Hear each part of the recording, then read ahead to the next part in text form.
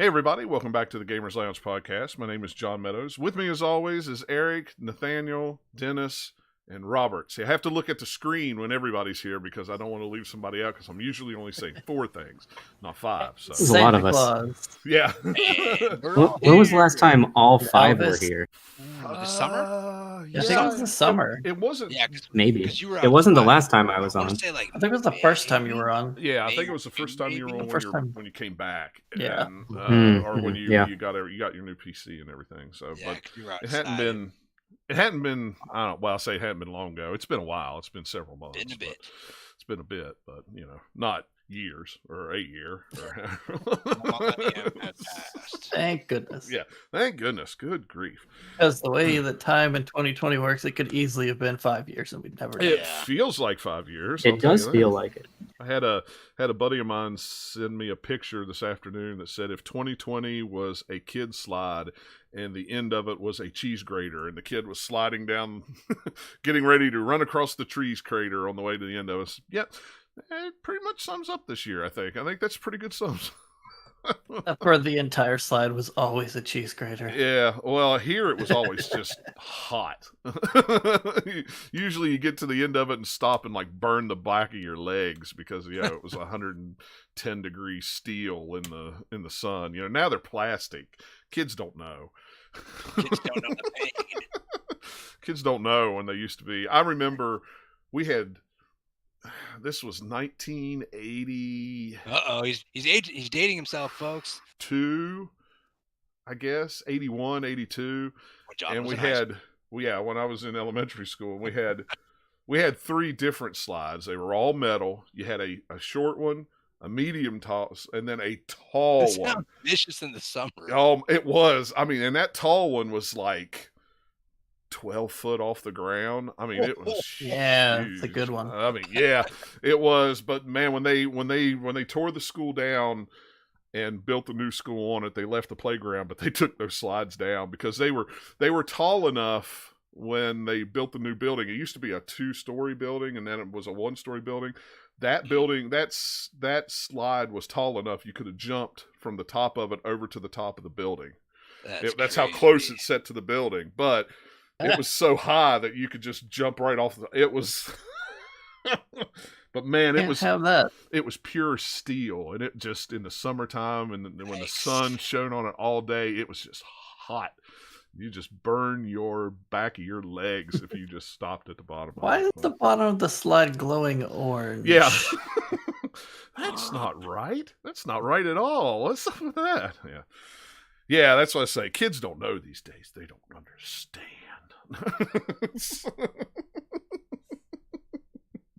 There was a danger at recess. A danger. We had a metal merry-go-round that you could just, oh my gosh, and the girls would get in the middle of it and the boys would run as fast as they can and get that thing spinning. It's amazing. That thing is dangerous. It's amazing we didn't kill ourselves. So much fun. No safety. At least tetanus, or get tetanus from it. This is all rusted. I mean, it's crazy. We didn't care. Nobody cares. But Playground equipment isn't fun unless it squeals when you use it. Playground equipment. It's not fun until it can hurt you. Yes. Now they don't even have gravel in the playground. It's all this rubber pellet stuff. Yeah, back in my day, yeah, you didn't really go to the playground, if you didn't have like a scab or 2. Yeah, or you get done, you're picking pebbles out of your skin from where you fell on your knees. Jesus, just all the little pieces of wood that just under the skin is terrible. Good times. That's why I still got scars on my arms and my legs. But anyway, we're not here to reminisce on old days. We're here to talk about video games, and that's pretty much all we're going to talk about this episode. There's a lot of video games we played, and I know Robert and Nathaniel got PS5s, so they're going to talk about those. Congrats, by the way. Yeah, those have been incredibly difficult. Thank you. Yeah, it really feels like an accomplishment. Yeah, congratulations. To be fair, though, this is kind of similar to what was happening when the Switch first came out, because that first year after the Switch came out was ridiculous. This is So getting my PS5 is about the exact same as getting a Switch, because it wasn't until I didn't pre-order either one, and it was when all the reviews and stuff were coming out, and okay, I think I actually want one of these, and then I went out slightly before I got lucky and ended up getting one, right?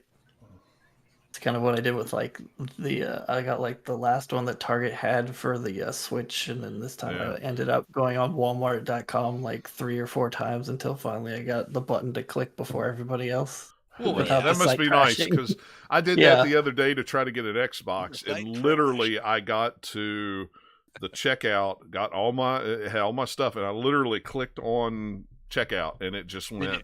And then your nope, PC it's gone. I'll tell you, this has been the most stressful console launch for me in my entire life. Back when I was a kid, it was easy. I would go to the store, I'd camp out either inside Walmart, or for the PS3, I parked a tent outside of Circuit City and spent a couple nights. It was great. It was good fun. Met some cool people. Yeah, Circuit City. How about that? And you're fighting way fewer people. Yeah, I am fighting. Yeah, definitely. But now you have the entire planet to fight. Yeah. And then for many years I worked at a game retailer, so I was able to pre-order anytime I needed, and no stress there. But now, man, that John, when I was trying to secure a PS5 on launch day, it was just no link worked. The link that worked for you, even when it was still active, wouldn't work on my end. It was awful. I lucked out right before I went to bed. My bedtime for me was 4 a.m. On the East Coast, so I guess I had fewer people to fight at that moment. So I was able to get one, and then even with it being secured, it was supposed to be 2-day air shipping to my place, and it didn't even ship until the end of launch day, and then it bounced back and forth in California from 2 different cities for 3 days before it actually got on a plane to head my way, and no customer service would help me. They couldn't tell me anything. They just said, we just really want you to be patient. Just please be patient right now. Yeah. But that's just I paid like for the 2 package days, going 2-day places air. to be like, hey, do you know how to get there? No. Here, send it to this guy. Hey, do you know how to get there? No. Send it to that guy. I get once you hand off the package, once it's in UPS's hands, it's their problem at that point. I get that. Yeah. But they were lying to me. They're like, oh yeah, it's in your state at the warehouse, so it'll be there by the end of the day. This was on launch day. And then every single day it said delivering today, and then the next day delivering today, and then finally it might come before the 18th, maybe. I deal with that all the time with FedEx for some reason. UPS is usually pretty good to me, unless it's Mail Innovations, in which it's like a complete it's a false advertisement because there's nothing innovative about it. So it just sits at the Greensboro distribution center for weeks until I have to file a claim, and then they're just like, oh, that's right, okay. And that's because Greensboro distribution center is a hole. It is a black hole. And everything that I ever sent, well, I won't say everything, but I'd say 87%, 34% of things I sent through there would disappear once they got to Greensboro, and they would just disappear. And then weeks later, they would just mysteriously show up at somebody's house. It's so weird. But yeah, I don't like Innovations either, and I'll tell you why I don't like Innovations, because it ships UPS to the Postal Service. That's right. And if UPS says it's going to be delivered on the 19th and the Postal Service gets it on the 14th, they set on it until the 19th. And I don't know why they do that. It doesn't make sense. Every time, the last couple packages I've had that have come from Mail Innovations, and this has been within the last month alone, I've literally had to file claims because they literally just sit there. I try to be patient, but then 2 or 3 weeks pass by when it's just sitting there, and I'm just like, all right. So I file a claim on USPS's website, and then literally next day it's delivered. I'm just like, okay. So what's bad is the hub. Mail shipping service? No, it's just a deal that UPS and the Postal Service have with each other. Yeah, UPS will carry it; they'll carry it halfway, and UPS will carry it delivered. Oh, okay. Yeah. I think I've seen this a couple times. Yeah. Interesting. If you ever have ordered a limited run game, that's what they do. They do Postal Innovations, It ships UPS until it gets to Like halfway, ease of convenience. And then they come get you. because what's bad is the hub for here is 50 miles down the road. I pass it when I go to work sometimes. It's like, and my package will sit there for a week, and I'm like, yeah, all I got to do is just, if you You're just like, let me "Ryan, go why- over there and say, hey, I'm here to pick it up, I'll take it home. You don't even have to go the rest of the way. It's, but whatever. Mail is funny now, is bad now anyway, much less on top of something Yeah. like this, with, And I'm getting stuff from Amazon beat up constantly in the box. And well, is it Amazon or USPS? yeah. Well, I think they're all just having a really bad time right now. They're busy The- and swamped, but looks like the box Well, I would is imagine falling out of online the orders are truck. probably up. they're up. already- Yeah. And there's not So, many people yeah. working in warehouses, and so it's just. I a did whole order cluster. some games from Amazon maybe a month ago, and I ordered they had a sale on micro SD cards. I got a bigger one for my Switch. Yeah, package was partially tore open. No micro SD card and missing one of the games. yeah. Well, and Nathaniel, I don't know how your system showed up, but mine came in a big old brown box, and it had Eric? like one strand of packing air things, and they were 90% popped. So my box had a big old dent on it, and I was just like, oh god, it's a launch console. What's going to be wrong with this thing? And that's knock that's on better. wood, so That's- far That's everything's better been than okay. a lot of people that I've seen. A lot of people, they just sent it in the brown box that Sony sent it to them in. Yeah. Just slap the label on it and put it in the mail because they were. I mean, it individual- might be. I don't know. Yeah, if It it was, says- it was half open. It was just like, It's got that Okay. weird CHZ, whatever the model number is. It says it right on the box. They were doing the Right. same thing with, oh, I didn't pay attention to with that. Series X's. Maybe They were we'll- just sending them out in the brown box that they came in and just shipping them out to people. So, yeah, I mean, it's crazy to try to get a hold of one right now, but At least they're like kind of concealed that way. I heard Target was kind of having an issue where like people were complaining that they were just sending them, they were just slapping the label on the actual PS5. yeah, they box weren't even putting itself. them in boxes. They were Yeah. just. I heard Get 'em outta here. I heard that they sent out messages saying that it was going to come in just the PS4 box, but Yeah. then people had chimed in on Reddit saying that they did in fact come in a brown Oh, box. So well, I that's don't know. good. Last I saw, that was the way they said they were going to ship it. Right. So I'm like, yeah, Yeah. that's Which is going to like- go over real well. Especially like if you just like leave it at the front door and you're not home a particular day. Like, I mean, with how like hot they are right now, forget it. You're Yeah. gonna have some porch pirate just come in. And Yeah, just, I was I thought they were going to require some sort of signature or somebody being home, but nope, they just plopped it in front of the door Well, and walked And away. you remember my experience with FedEx getting this PC. It was supposed to I have a remember that. signature and everything like that. And literally, Guy just I got it jumped on on, camera. ran The away. FedEx guy just dropped it on the front porch, signed my name to it, and went into the car and Waved left. Didn't to even you. ring my doorbell. Wow. Left Wow. a Do you use, like, a- $1,700 PC sitting on the front porch. Luckily, I was here, and I caught it on the camera. But I was like, "Come on!" Yeah. And the only advice I can give people is if you're not going to be home for something that's that pricey, just pre-sign for it. Say you want to pick it up at the distribution center or something. yeah, Yeah, absolutely. that's the nice thing with at least Amazon now. I can message them and say, hey, or UPS or FedEx, really, and say, hey, I want you to deliver that. I'm not going to be home. If I got to sign for it, I give you consent, and here's my garage door opener and number, and you could just pop it in the garage door. And they'll just beep, pop, pop, set it in the garage, boop, pop, pop.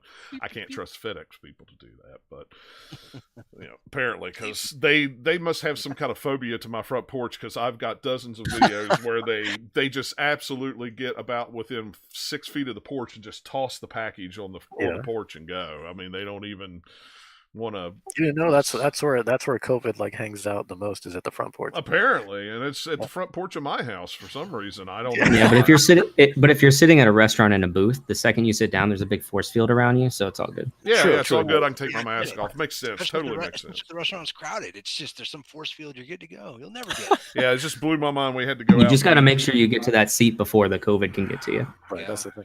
Yeah. And make sure you tip too, because if you don't tip, then that's when it hits you. Yeah, that's when you get it. Yeah, They just open up the shield, you know.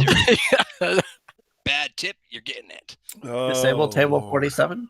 Yeah. What's all this? Complained about the food What's this again. mist coming in here? What's all that about? Where's a fog? Jeez, it's Somebody weird. cough on my Combine food. with the spritzer. Ch-ch-ch. Jeez. John, do you use any because because with everything that I've been like all the issues I've been having lately, especially with FedEx in particular, I've been thinking about getting like what camera do you use in particular out there? You use like Amazon Blink? That's what I've been looking Yep, at. Is- that's what we have. We I- have blink okay. cameras. I Yeah, just have I have have a couple of the cheap ones. I have one mounted on my front door, one mounted on my garage door, and one mounted on my back door. Gotcha. Near my back door. Got one so. on the porch and then one on the back. Yeah, and then I've got so many cameras around, and what's even worse is I have my mom's Ring on my phone and my mother-in-law's Ring on my phone. So I've got 2 Ring cameras and 3 cameras at my house. So my phone battery is constantly half dead because it's just going off all the time. Right. The Blink works real well. They make ones now that you can actually have a mic in it. It actually has a mic in it, so you can do a 2-way conversation. Mine are not, because mine are a little older. But because I've been looking into them now, the only thing, the battery says it lasts up to about 2 years. Now, when that, let's just say, regardless of how long it lasts, like when you have to replace it, do you replace the whole thing, or can you just swap the battery out? Is it mine just takes lithium. Mine takes lithium batteries. They last mine's hardwired. They last maybe 6 months to a year. Okay. It depends. 1, it depends on how often they go off, and 2, cold will degrade a battery's power. Like Sure. Now, you guys don't have to worry about that much down there, but like here, last winter it got down to like 5 below, so batteries only lasted 6 months. Right. Yeah, that makes sense. Yeah. Yeah. So You need to get them cold weather camera batteries. Yeah, exactly. Right. Yeah, I Well, really like, need to hardwire them, but I've never messed with it. I just we'll just put lithium batteries in it. I usually replace them in between winter and summer. Spring. I usually replace them in spring, and I'm good. Just every spring. And then I keep the batteries to using my controllers. Because they still have enough power to power remotes and controllers. Right. They just don't have enough power to power the cameras. So I just throw them in a box, and it's like, just till they're dead. You know. Good idea. Yeah, I hate to throw stuff away. So because it wasn't even like not maybe like a little over a month ago, where like I can't remember what I ordered. I mean, it wasn't anything special, but it was just like a pop and like maybe like a mug or something. Yeah. And then the FedEx was like, "Yeah, no, it's delivered." And I went outside and I was like, "Where exactly?" Because they said it was front door, and well, I was at my front door and no package to be seen. And so check with my neighbors. Nobody had seen anything, and then but thankfully I got a replacement. It was like super easy, so I got a replacement like within a couple of days. I didn't have to pay for anything, but like I was just like, where did you deliver it to exactly? Because it ain't here. It ain't. It's not here. Well, and tis the season for packages to disappear off the front porch too. So you never know. Well, I hope someone's enjoying a nice cup of coffee out of that mug now. So yeah, really, yeah, they're probably like a mug. Probably should have checked in the dumpster down the street. That's probably where it ended up at when they opened it up and realized what was in there. I was like, what is this pop? I don't even know what. I don't even know what a pop is. Trash it. Yeah. Trash it. I can't sell it. Trash it. But okay. So games have been playing. It's funny because I bought Watch Dogs Legion because Cyberpunk got delayed. I thought, well, I'll play Legion, and then turned around and Nikki sent me a text message. Hey, T-Mobile's doing their Tuesday special thing. Valhalla just came out. They're running a special on it. It's this much. Do you want it? Yeah, okay. It was cheap enough that I said okay. So then where I bought Watch Dogs, I got $10 off, a $10 coupon, and then I had my $5 coupon at GameStop. So I ended up buying Yakuza Like a Dragon because it was like $44. Then because they were having some kind of special because you spent X amount of money in 6 months or whatever, then you got a $30 coupon off. So then I ended up buying Miles Morales for PS4 for $20. It's like, now I've got 6 more games tossed to the backlog because once Cyberpunk comes out, I'm not playing any of them. So it's like, it's like, but they were soon enough. Well, they were all deals that I couldn't pass up on. But yeah, that's me too. That's how the old backlog gets built. I'm like, $10 game? Oh, I'll get to it in 6 months. 2 years goes by. I'm like, oh yeah, there's that. But I've played about maybe 10, 15 hours of Watch Dogs Legions now. I really like that game. What's really cool about it is Did you turn on permadeath? No, gosh, no, I did not turn on permadeath. But there still is people that can die permanently in your game, and like there's 2 things I recommend unlocking as quickly as you can. Okay, I was gonna say, what does it remind you of? Is there another game that it's close to? it's kind of like Watch Dogs. I mean, you do the hack and stuff and stuff Or like open that. I world mean, Watch but there's not really. I can't. It's kind of Assassin's Creed, and Watch Dogs like had a baby. I mean, it's open world. They drop you in. You can do whatever you don't have to stick with the story. I mean, you can just walk around, do whatever the crap you want as far as that goes. But like, there's two things that I recommend you unlock as soon as you can. One is the ability to, when you take somebody down, you immediately cover them with a screen that nobody it camouflage. They totally disappear off screen, so you don't have to worry about dragging a body somewhere and hiding it. You just knock them out, they disappear. Nice. And people just walk right through them, and they're there. It's so weird. I hacked you out of existence. Yeah. And there's another one. The other one, I don't remember what it's called, but it's a skill that unlocks more information about people. So when you're walking down the street and you highlight them, and it brings up and it says this guy's a construction worker and he has this ability, this ability, this ability. Oh, and he's also a gambler, so he might actually go into debt and steal money from you, so you might not want to. Or my favorite one was, this girl's I forget what they called it. It was a flare for death or something like that. And she would do things every once in a while that there was a chance that she might get herself killed, because she would, she was like a daredevil or something like that. So if you have her to her group and you're not using her, it may come up and go, oh, so-and-so went and did this, and, they died, so they're not in the organization anymore. Or, man, you've saved up a lot of money, but, Harold has a gambling addiction and he hacked your system, and now all of a sudden you see your money total going because he owes money to whoever. So it's really, really cool. But like, there was a section that I got to that it was in a construction area, and I don't remember. I was just the normal guy. I walked up, and then I realized, wait a minute, I've got a guy who's a construction worker on my team. I just pulled up my menu, switched to him, and immediately he just goes, whoop, and he pops into the game. I walk into the construction area. Nobody looks at me. Nobody says a word. I go over, I do what I need to do, and walk out and flip back to the other guy that I want to flip to. I mean, that's so cool. I mean, like, if you could get a cop and you could just walk into the police station if there's a section where you have to go in and hack a computer or something like that. Or, or you have the little spider drone that you can take in and go through and hack computers and do all that. People don't even pay any attention to it, and he can knock people out. He can crawl up their leg and then face grab them like alien style and shock them in the face. It's a really, really cool game. My favorite thing though to do is if I need a quick distraction, I just take over a bus or a car and I just start slamming them into other things, and then I just go over and walk into a building when everybody's going, "Oh, look at that! That's amazing."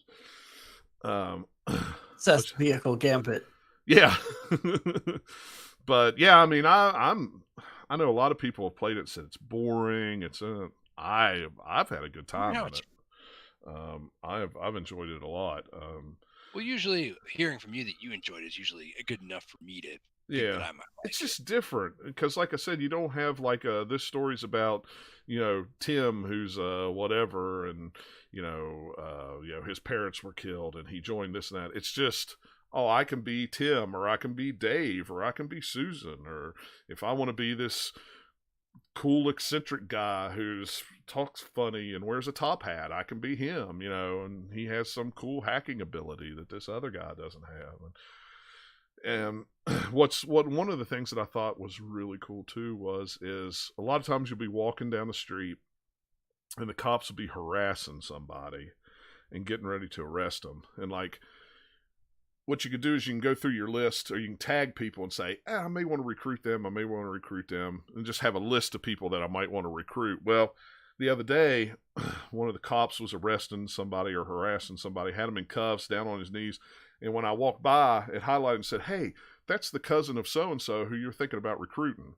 Oh, okay, it is? Knock out the cop, set him free, and he's like, oh, that's great. Hey, I heard you help my cousin out. I'll be more than happy to join you guys, and, or it's weird, or it's a friend of a friend of a friend who knows him, or, I mean, it amazes me that they just have all these random NPCs walking around, and every one of them has a story and a background, and they may know so and so, or they may be married to such and such, or It sounds similar. Well, not similar, but it sounds kind of like the Shadow of Mordor games, but in a different spin on taking the building relationships with these random NPCs that are generated, giving them traits and stuff so they feel more alive. Just a different take on that. Yeah. I mean, it's just. It's like I can't. And I know there's a bunch of probably repeats, but there's a lot of them that I've seen. It's like, wow, how does that guy know that guy that knows that guy over there? It's just weird. It's how they weaved all that together is just. You know what would be awesome is if they put an Easter egg in there where you could eventually get to Kevin Bacon. That would be hilarious. Well, there's DLC coming. There's a season pass, so you never know. They could do something like that. They've got some expansions that are apparently coming. So. They're going to reveal Aiden Pierce. He's voiced by Kevin Bacon. Yeah. That'd be all right. Now, see, I just want it to just literally be Kevin Bacon in the game. You're walking around as Kevin Bacon. Yeah. Why not? Yeah. And then, of course, like I said, I got Assassin's Creed Valhalla the other day, and I popped it in, and I wasn't really I was just going to play the prologue just to kind of get a feel for the game and, see how well it is. And 7 hours later, I'm like, oh, I'm still playing the game. Okay, well, I guess this is how it's going to be. I'm playing the game. I'll be honest with you. The first couple hours of that game, I couldn't decide if I liked it or not. Did it just I kind of Assassin's Creed or it just looks like Assassin's Creed to me. Yeah, I played about an hour, so I can kind of relate. When I first played Odyssey, it just immediately grabbed me and we ran, and it was really good. That one starts Odyssey better than Valhalla does, but Valhalla's super, super fun once you get past the beginning. Like, hey, we're setting everything up part, and you actually start playing the real game. Yeah. Once you get past that, it's like, oh, it's starting to click. And then once you find some of the abilities, because in this game they hide them in books that you have to find in the world and get cool skills. If you haven't found the, like, I don't remember, it's not called this, maybe it is, but it's like a harpoon on a rope kind of thing. Like you can, like, get over here, people. It's so much fun. I haven't got that one yet. I've literally left last night. I left for England, and I got out of the Animus, and I went, that is a good place to stop for the night. So I'll pick it back up after a while. But it's been a while since I've really gotten into Assassin's Creed. How are they doing the Animus stuff right now? Does it still tie into like the original games, or it's more like a little? It's just up on it in the beginning, and then they're just like, here's how Valhalla ties in: is it ties in directly with the stuff that they did in Origins and Odyssey, but then there's also some hints that it's tying into previous stuff. So in this game, you're back with the crew from older games. Yeah. So the modern day, like, was it Sean and Rebecca? I think those are the two kind of people you're with in this game. So like the voices, you start hearing the voices like, oh, that sounds familiar. Hey, wait, it is that person. Cool. Yeah. So yeah, as soon as I heard, I've only his had voice, one modern day little segment, so I don't know what all they're doing with it here. But the Odyssey did a lot of stuff that tied into some of that too. Like they went pretty ham with it, and especially once you get to like the DLC and stuff, there's a lot of cool like tie-ins to the modern day stuff on that game. Man or woman, Nathaniel? Female, of course. Female. I never played as a female before. So let's see. I played this. I'm letting the game decide. So okay, so you're letting the game decide. I almost did that for you. Yeah, I saw that. I have no idea how it's going to work. I got through the opening cinematic, and then I climbed the very first rock that was a vantage point, and that's where I logged out. I was like, I'm not ready for Assassin's Creed right now. Yeah, that's the way I was. Back as far as I made it. So I'm playing on PC, and I've put over 20 hours into it now. It took like a dozen or so before I left Norway to go to England, and then I've been running around England for quite a while now too. Done. I always get overwhelmed with Assassin's Creed. Several. Like, there's something over there. Yeah. That's me. That over there. This game makes it a little easier to ignore that if you can ignore just like dots on a map, because like it's not putting it as like a quest, like side quest log where you have tons of stuff as side quests. It's more like, here's a little like side quest type event thing that you'll run up to, and it'll take you a couple minutes, and it's all going to be fairly close to where you're at. And then all of like the actual mission things are things you'll get that are given to you that show up in your like actual like quest menu. So they're doing that a little bit different in this game. Yeah, I Now, noticed that the side missions were a little different because, like, I was walking from point A to point B, and there was a lady who was having marital trouble, and she wanted me to set her house on fire and act like Oh, a that one rave. was hilarious. I'm like, what is going on? It's like- That is one of the best encounter things. So the way I think they have them is kind of like what they did in the Red Dead games, where it's like random Yeah. encounters almost is sort of what this game does. Some of them will be just a quick little thing, then you're done, and then some of them are a little more involved, and you have to go like Yeah. 2 or 3 places and then finish it. I did one the other day where I found a new piece of armor, so I was like, sweet. Yeah. Those are Well, the good ones to find. you know, it's like I say, I played it an hour and a half at first, and I kind of went, I don't know. And then, you know, last night I sat down and went, okay, I'm going to play it a little longer and see what happens. Or the night before last, I said, I'm going to play it a little longer and see how it goes. And then, like, 5 hours later, I'm like, okay, yeah, this is pretty good. I like it. The graphics are awesome. I climbed to the top of this friggin' mountain. where the Heck yeah. you know,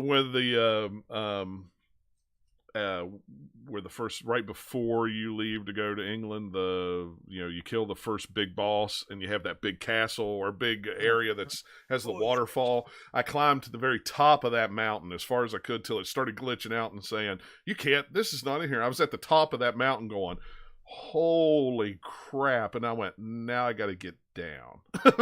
It's like, Jump. What's the worst could happen? yeah, just jump. they don't give you that Breath of the Wild or Zelda type of.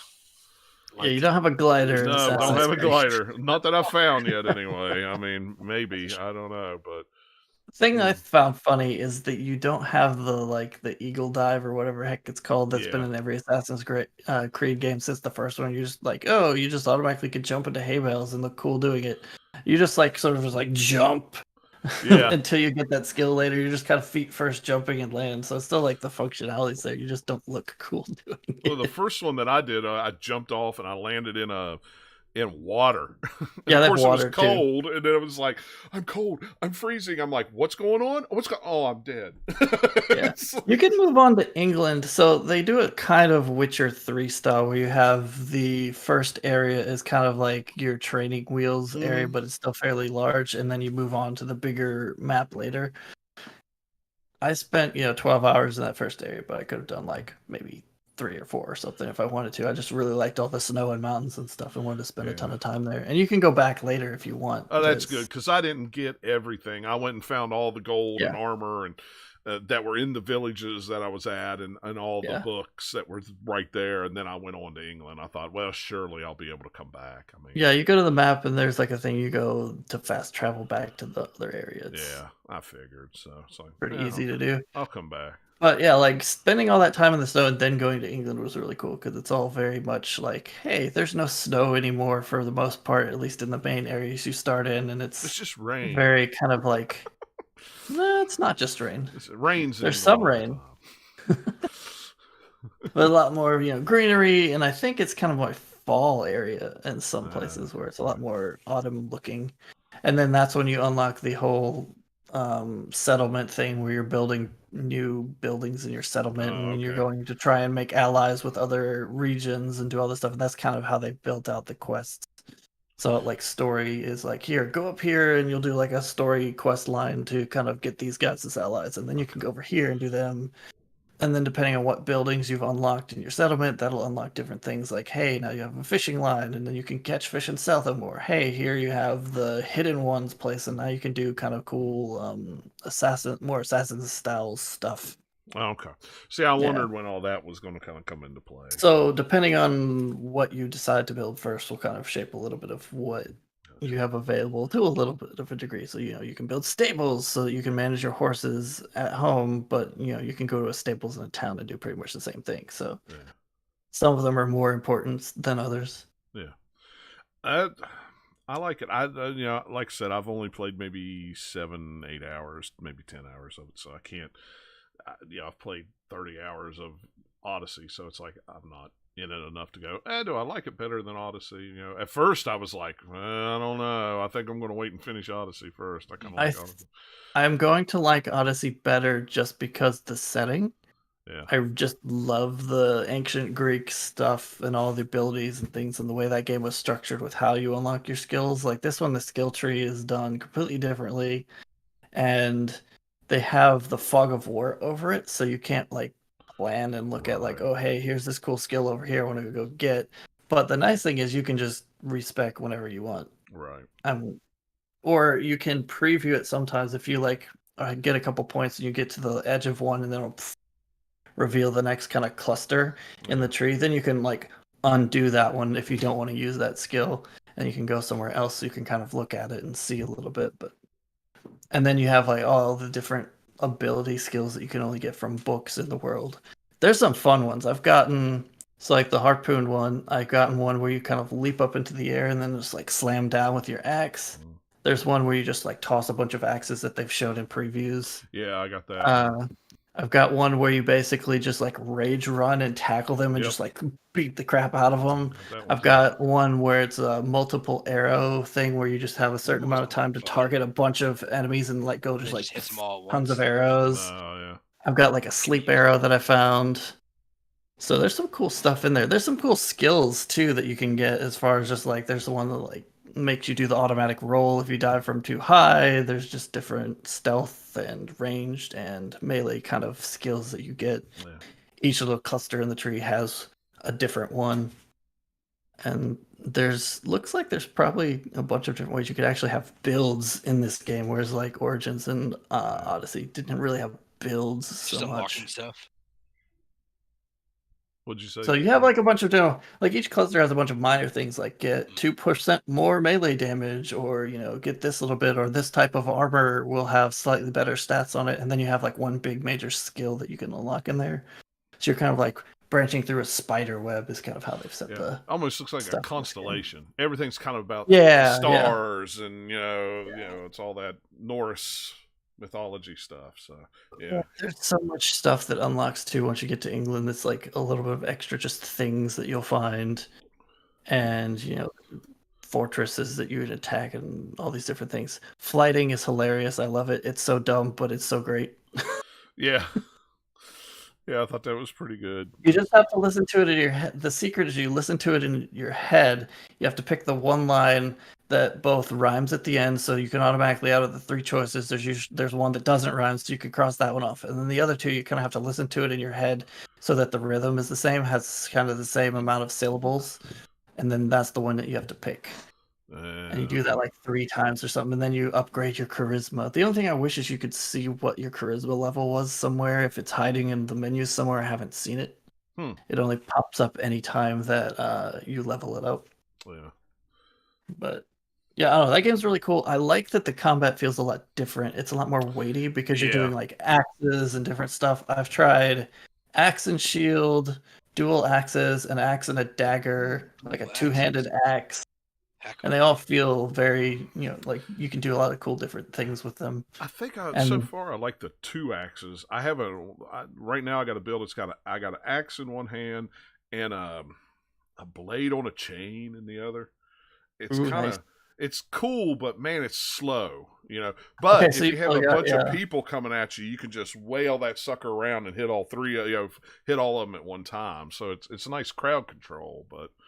Man, my crowd control is just kill them fast. So I have an axe and a dagger, and I have the ability that you hold the button down instead of like with a shield. All it does is hold your shield up. So with the dagger in your offhand, what it does is you just go into like a flurry of blows that uses your adrenaline bar or whatever, your stamina bar. Yeah.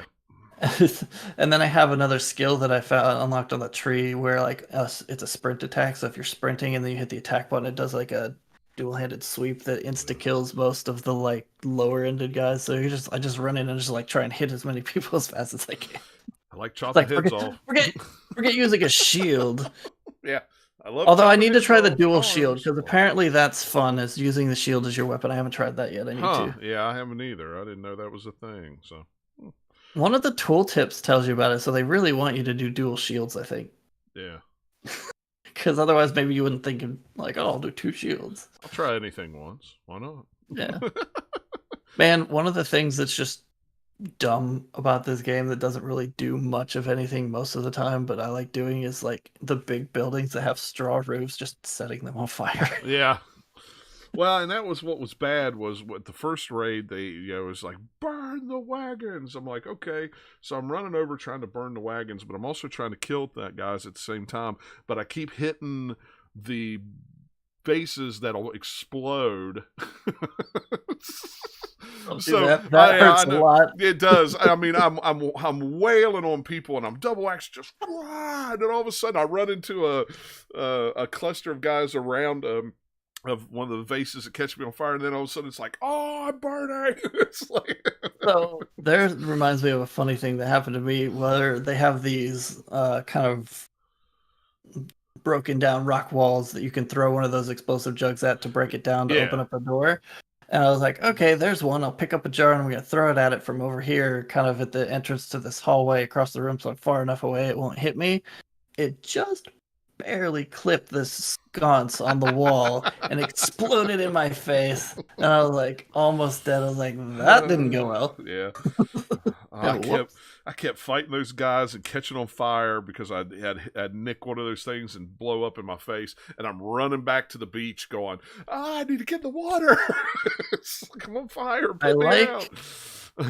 They do something in here that I don't remember, like they haven't done as much of in a while, where they have kind of Animus glitch puzzles in this game. So like in the earlier games, it was all like the cool historical trivia where you go up and find a thing and then it unlock an entry. But in this one, it's kind of platforming puzzles that I've done 2 of them, I think. But just going up to them in the world looks cool because they're all like glitching out and things are shifting around. It just looks cool because you can even see it from a distance. You're like, oh, that's neat. What is that? Yeah, that's something.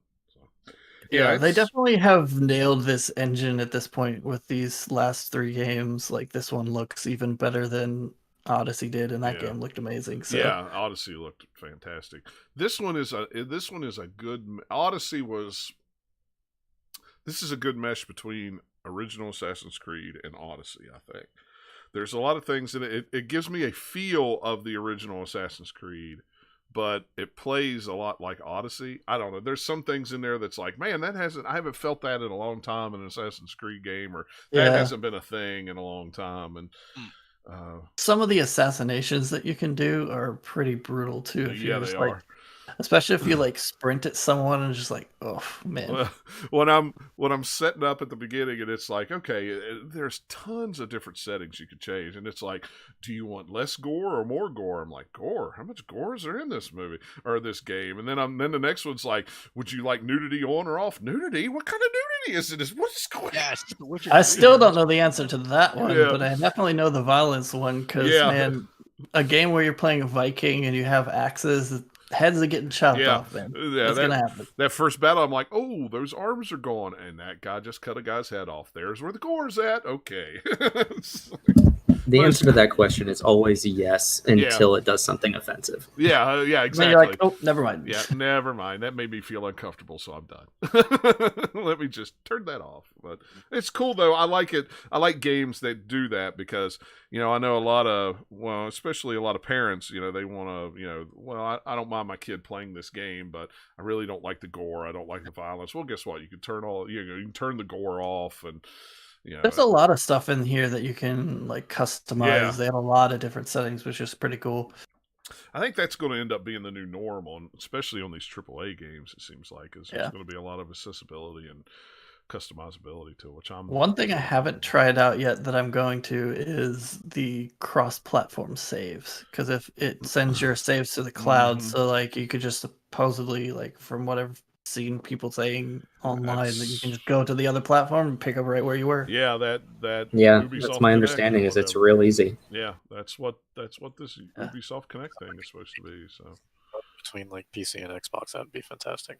Yeah, you can. I got it on PC and then I've got the PS5 version, so I will try that at some point here, in the next few days, probably as I'm going through all the different games and stuff that I've got that I want to try out. And that's the thing; it's not platform specific. So I mean, But that'll be awesome because I can just be like, okay, I want to play on my PC right now to get the much higher frame rate on here, Right. and then like I just want to kick back on the couch on my big TV and have the HDR on, and then I can go back and forth without having to lose progress. That's awesome. Yeah, this is like a dream feature that I've wanted for so long, because it also, I think it's just good business too, because it also incentivizes someone like me to buy multiple copies of the game. So rather than just spending once, here I am spending 120, 180, whatever. So yeah, well, and I did that, with when I got my Xbox One X, and I was playing on PS4, and at the time I didn't have a PS4 Pro, and it's like, well, I want to play Odyssey in 4K at 30 frames per second, with HDR and stuff like so. And what did I do? I started the whole game over again because it was like, which I wasn't very far anyway. But if they'd had that Ubi Connect in, I just would pop that in. It would have went whoop. And I've played at least 200 hours of Odyssey because I beat everything on PC. I did all the DLC expansions on PC, and then when I got my Xbox One X, whenever I got that, it was on sale at the time on there for like $20 or something. I'm like, oh, buy it again. And I played another like 20 or 30 hours on there just to see all the fun HDR stuff on the TV. Yeah.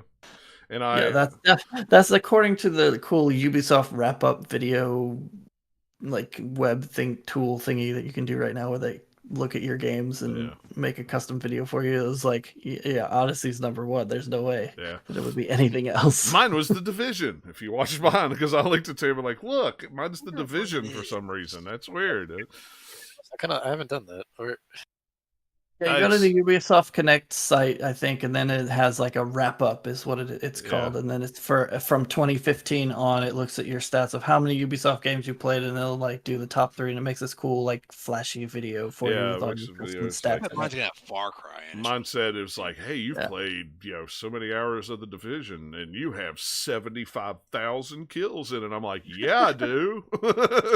It's just a neat thing that I like to go, like, oh, that's cool, and then I start thinking about it. I'm like, oh wait, the video production and the coding behind this to make this work, where it just pretty much instantly gives you a video. You're not trying to like, wait 5 minutes and we'll send you one. It's like, no, it's pretty much just right away. There you go. And it was there. So, all right, Eric, what have you been playing? Because that's all I've been playing. So let's see. Well, as we've been talking about, I played a little bit of Assassin's Creed and got it for free with processor, my AMD processor. It's good. I have not played an Assassin's Creed game seriously since Black Flag. I know, I'm a terrible person. It's okay. Odyssey was the last one, or Origins. Origins was the Egyptian one, right? Yep. Mm-hmm. Yes. So those two I was interested in. I was not interested in Syndicate, or what was the other one besides that one? Unity. Yeah, Unity.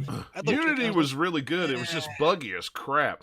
And Unity's the only one I haven't played, but I could because I have it free now on PC. At some point, they gave it away, so I need to go back and play it. I was going to say, I when everybody got their Xboxes previews, their Series X's and PS4s in before they came out, everybody was saying the backwards compatible game to go play is Assassin's Creed Unity. Because all the problems that was on the other console where the frame rate would drop down to like 5 and 6, it's all gone. So playing it on PC might be the way to play it. They may not have any issues like that. I do have Assassin's Creed Rogue, and I have played that a little bit. Rogue was okay. Rogue's interesting. This ship stuff.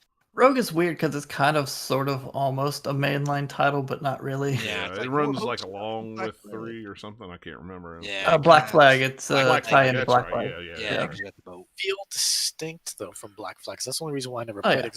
This just looks okay. A female protagonist, I think, in Rogue. Right? That was Liberty. Yeah. No, Liberty had the female protagonist.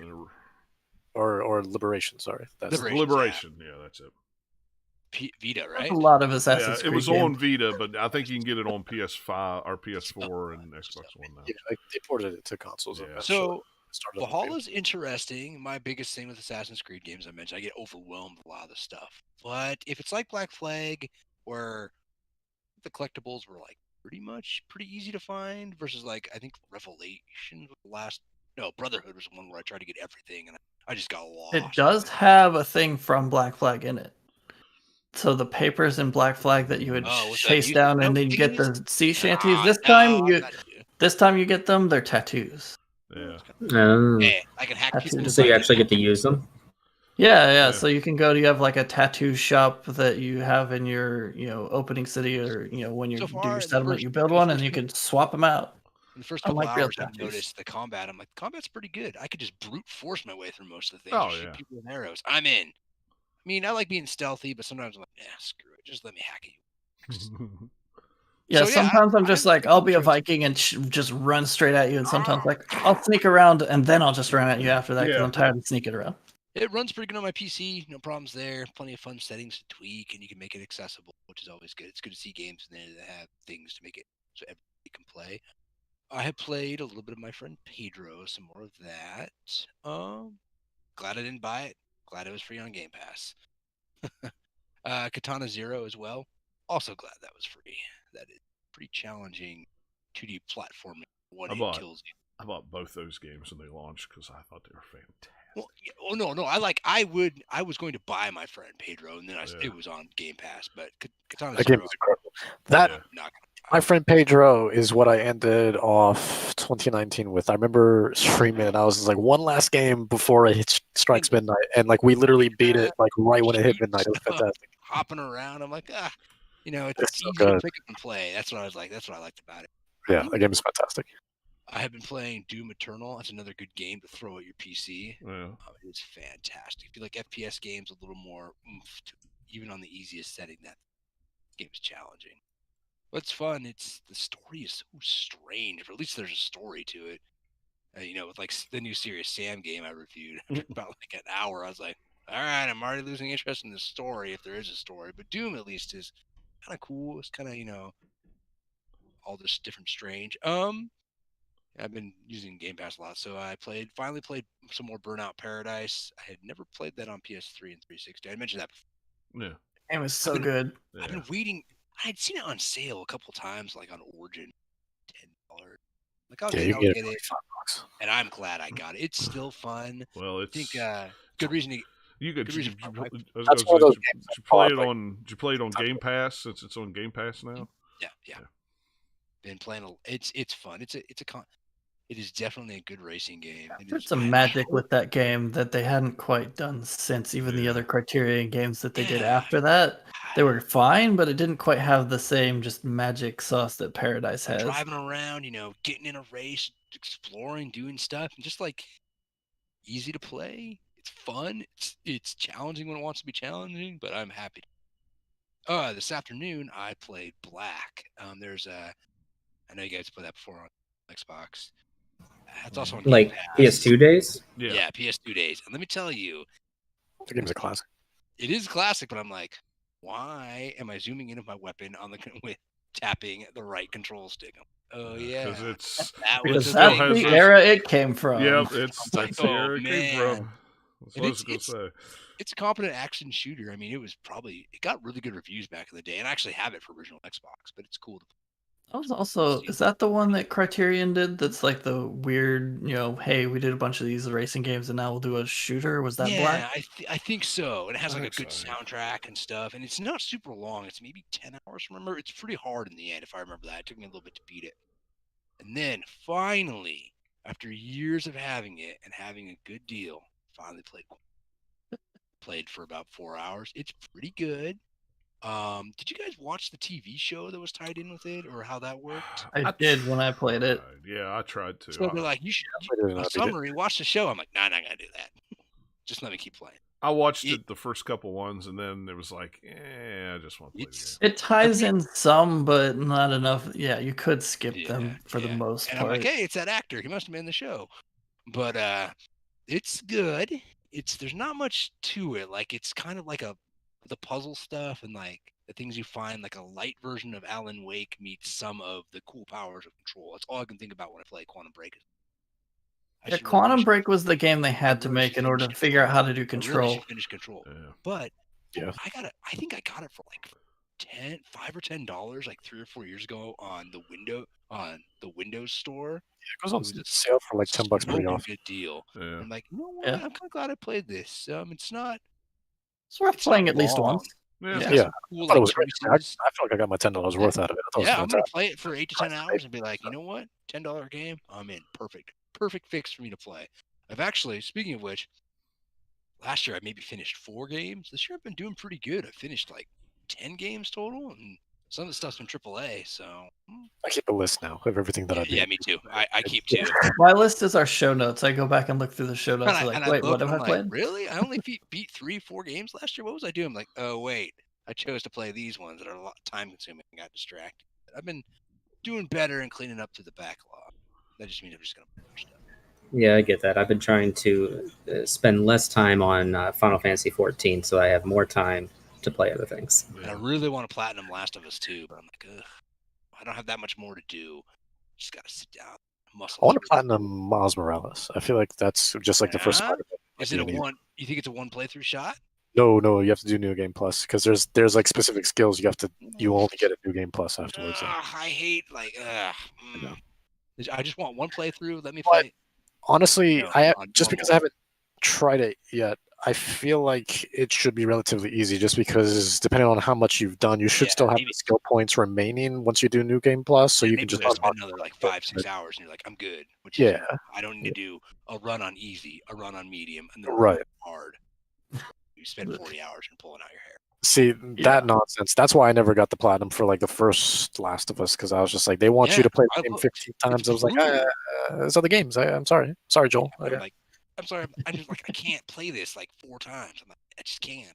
I want to, but I gotta go play other stuff.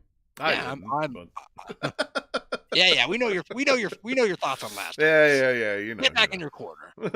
Yeah, but I'm really glad that I've been using Game Pass. I got that deal too for Target for like for $30 about a month ago. You know, if I can interject, I think we should get John to play through Last of Us next year for Extra Life. I don't even think I could do it for that. Maybe both. Who knows? We'll see. I don't think I could get through it. I couldn't even get through it twice just on my own. So John, are you there? No. It's for the kids, John. Oh my gosh. It's for the kids. It's the perfect guilt trip. It's the only way it would even possibly get him to do it. I think Game Pass. I want to say Best Buy will have it on sale for $17 for 3 months next week. That's pretty good. Something like that. I'm so excited for that because I was like, I need it anyways. So I'm waiting for that. I don't. But I'm just like, might as well get it. In Madden occasionally. I'm like, oh yay, sports. So. Yeah, because you can just stack it anyways, right? Yeah, you can stack it. So. Is there a limit to how much? Isn't it like how? No. Nope. I know guys when they were doing the crazy deals for it have gotten like 5 or 6 years of it already. So goodness. Yeah, they just keep piling it on. So it's weird. Yeah, I just like it because there is a limit to. If it's Ultimate, then it's on my PC too. So there's a limit to Xbox Live. So there might be Game Pass. It's just definitely 4, 5, 6 years out. Yeah, I don't even think there's a limit to. There was some deal that was going on, and I know guys were getting 6 or 7 years out of 5, 6, 7 years out. Yeah, I had a colleague who did it, and he says that he hasn't been able to add to his in a year or so now. I don't know what he's at though. Too many people doing it and clamped down on it. Could be. I mean, I've been playing lots. He has more years loaded in, and somehow they go belly up, and he already has all these years they can't use. I don't think you ever have to worry about Microsoft going belly up. If Microsoft goes belly up, then the whole world's probably in a very shameful bad way. I don't see that happening anytime soon. Yeah. Nintendo and Sony will go belly up before Microsoft will. That's actually, I would think Sony would go first.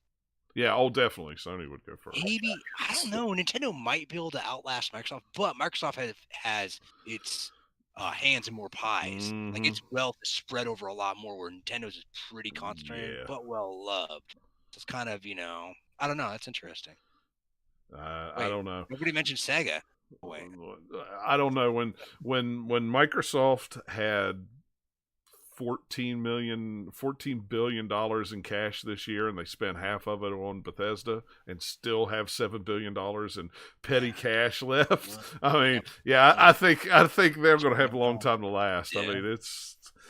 Jeez, I remember reading an article a while back too, where and I'm sure things have changed, but this was back then when the Wii U was not doing good. This was before anyone knew what the Switch everything like that. I know what you're going to talk about. I remember. Somebody did the math, and like Nintendo has so much money in the bank to the point where like they could basically, even if they were consistently year over year losing money, they could still make it until about, just rounding numbers here, 2050 before they would actually start going into the reserves, and then they wouldn't actually go bankrupt until like maybe like 2070, give or take.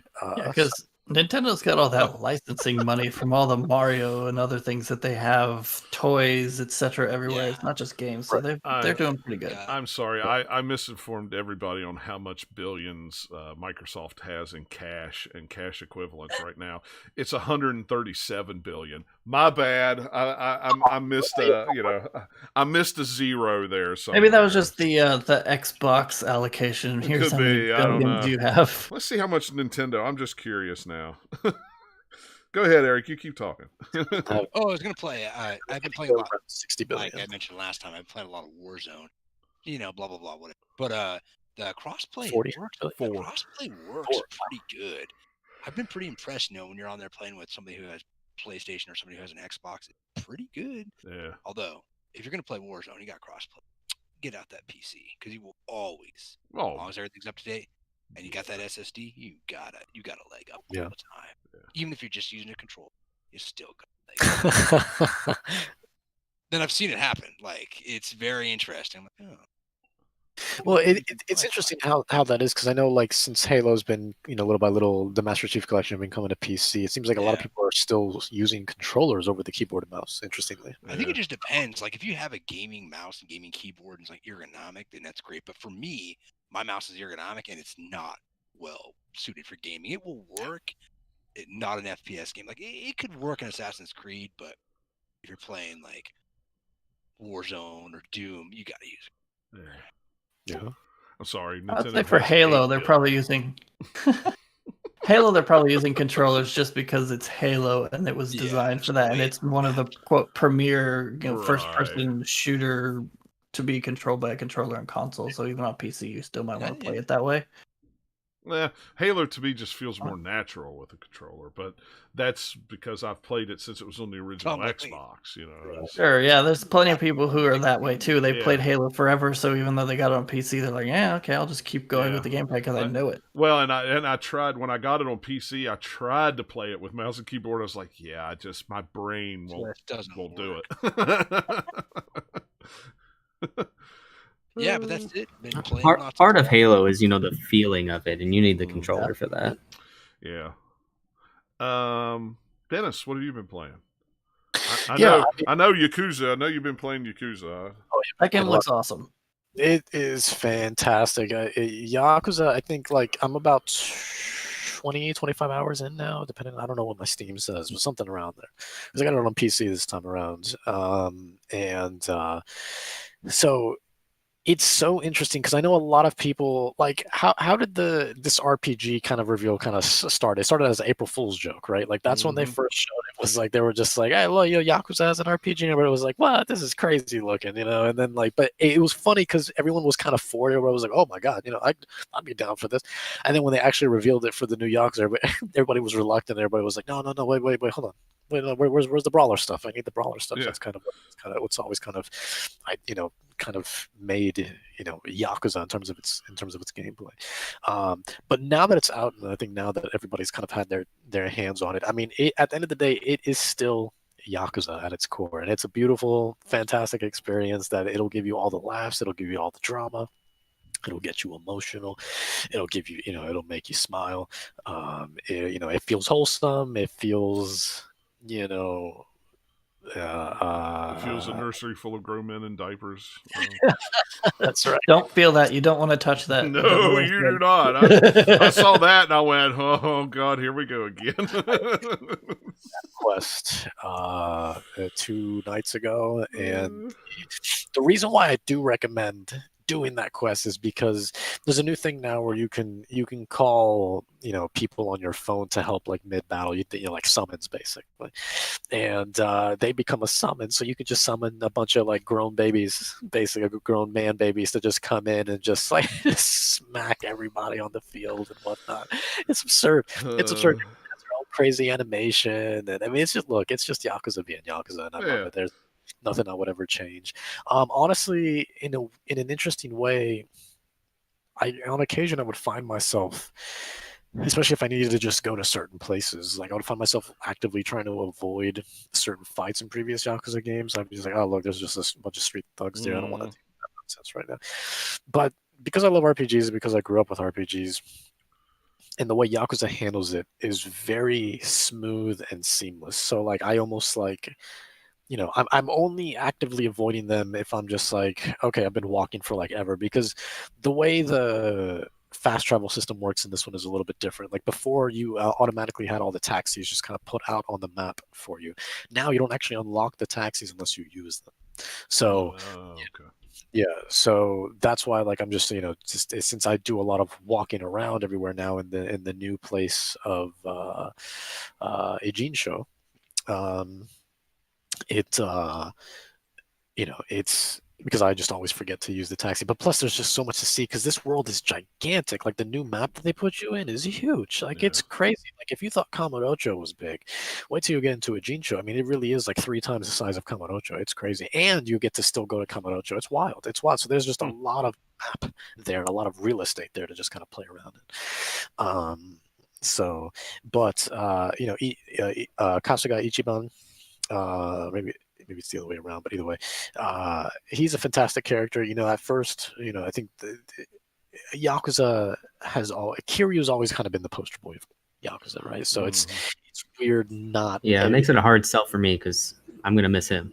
Right, and that's my thing. But I promise you, like once you jump into this, if you can just put that to the side, and you will eventually, after you put enough time into it, like he's a great character also, and he definitely holds that spirit of Yakuza there as well. Has a lot of similarities to Kiryu, right? He's just trying to,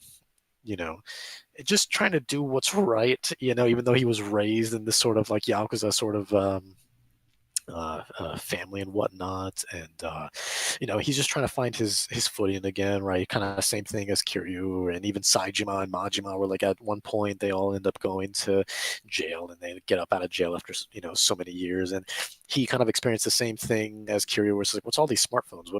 What's all this? He's been in jail for so long. What is all this? And he'd be like, guys, let's go watch a movie. I'm gonna go to like rent a VHS. Everybody's like, VHS? What are you talking about VHS? And he's like, what are you talking about? What do people watch movies on? It's like everything's kind of digital now. He's like, well, What's you digital? don't like so it's great. He's kind of got that kind of like old man Kiryu sort of like mentality as well, and but all the characters are super likable. It's still super funny. At its core, it's still very much Yakuza. So like, I mean, again, deep down in my heart, of course I miss Kiryu, but you get used to it, and they're just, I don't want to say equally as fantastic, but they're up there and like absolutely suitable characters for to continue the Yakuza franchise with. So it's a new beginning.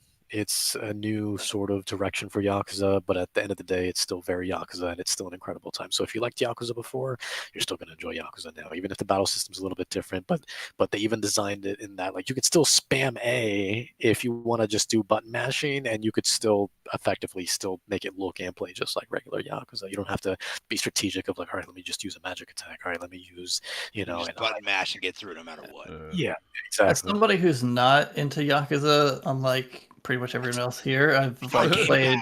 I'm not really into the bit it. of Zero that I played recently is about all of Yakuza I've ever played. This game looks more interesting because of the combat system to me than it did the other one, which I've played enough of it to know like, okay, it's still like they keep some of the same weird over the top moves. It's just a different way of interacting with it. So it's not really all that different, but I don't know. I think because you have multiple people in there as a turn-based thing, it allows them to probably do a few things that would be more interesting to me.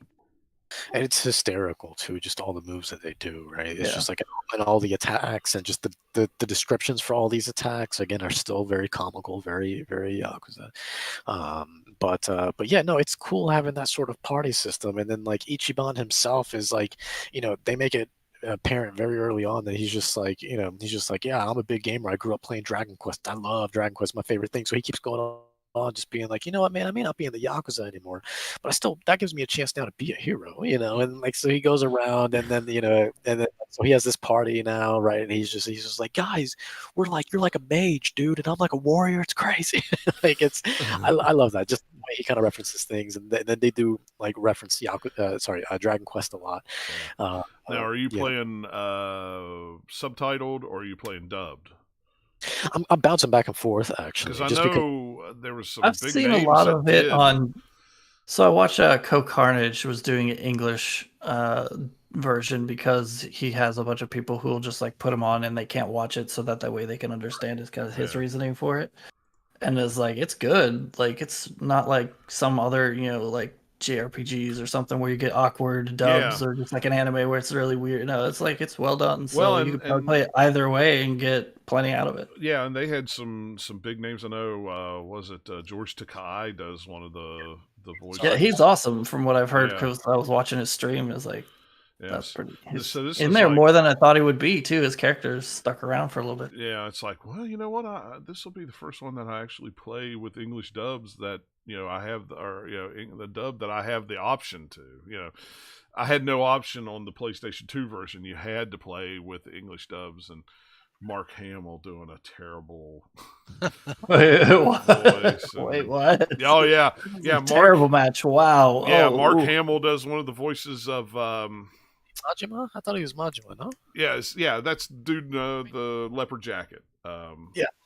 Mark Hamill is he was great at many things, but playing a Japanese character, probably not his forte. Yeah, it was. I mean, it was fine for Mark Hamill, but it was not. It was way out of place. So, so good. Well, good. Because that's probably how I'll end up playing, is just because. Because I mean, it is literally like you're gonna walk around and all this crazy, absurd side quests and stuff like that. Like, the only thing that's different, I promise you, is when you actually go into combat. That's it. Otherwise, everything's the same. It's just Yakuza. So that's cool. So I'm fine with that. I want to play it. I literally did not pop it in because it's like, okay, I want to wait and probably play it in a couple months. Well, especially since like you're going back and forth right now between Legion and Valhalla. Yeah, I'm going between Legion. I'm playing 2 big open world games at the same time, and here in less than a month, another big open world game comes out that I'm going to play. So it's like, I don't know how you can do it. Well, I know how it's going to not happen. a Ubisoft game. Yeah, that's true. He's putting that in, and everything else would be. Yeah, everything else will be pushed to the back burner. You're gonna play Watch Dogs or Valhalla at some point, and they'll like cross over and like merge, and it'll just be the like weird combo game. Well, it is really bad because last night I stayed up way too late. It was 3:00 in the morning, and I'm still playing Valhalla. And I looked at the clock and went, "Oh crap! I really got to get to bed." Of course, I wasn't working today, but still, it's like it's 3:00 in the morning. I've stayed up way too late, and I'm 44 now, and I can't do these long nights anymore. But I end up doing them, and then totally regretted it 9:00 the next morning. So, and I did nothing but have dreams of Vikings all night long. Oh no! Like, I woke up this morning at like 9:00 and went, what was all that? It's like, and then it clicked with me. Oh my gosh, I played Valhalla 3 nights in a row for 5 hours. No wonder my brain's just like, in the minute I lay down, just, and I'm still playing. I'm playing Vikings in my brain. It's like, oh my gosh. Honestly, you guys like really make me want to get like Valhalla, but with like here's the thing though. Here's the reason why I don't, is because I want more Odyssey, and Immortals Phoenix Rising is coming out here in about 2 weeks, and that's everything. So, I definitely want to play that game too. That looks good. Yeah, I like someone here actually played it and they know it's good. Yeah. I'm telling you guys, like, please just don't even think about it. Just do it. It's so fantastic. Like, it's so. Oh my god, it's so good. It's so good. And I was playing a work in progress build, so like, and it's just.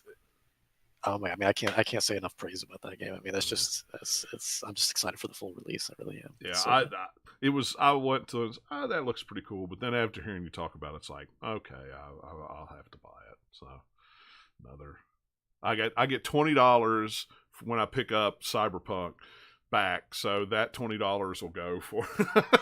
It reminds me of kind of like PS2, GameCube, Xbox era, where you get a lot of the knockoff games where it's like, this is obviously trying to be Zelda or obviously trying to be this kind of game, but it's like the AA version of it. Yeah. It's almost like that, but with a much bigger budget.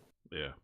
It's the interesting thing about Immortals also is that, like, on the surface that's what it looks like, but then when you actually start playing it, it definitely has its own identity, but it marries really the best parts of Breath of the Wild and the best parts of Assassin's Creed Odyssey to really make this beautiful sort of unique game that has a lot of quality of life enhancements too. Like literally everything that was, problematic with Odyssey and problematic with Breath of the Wild just seems to be really fleshed out and a lot more streamlined too. It doesn't feel bloated despite it being a massive map.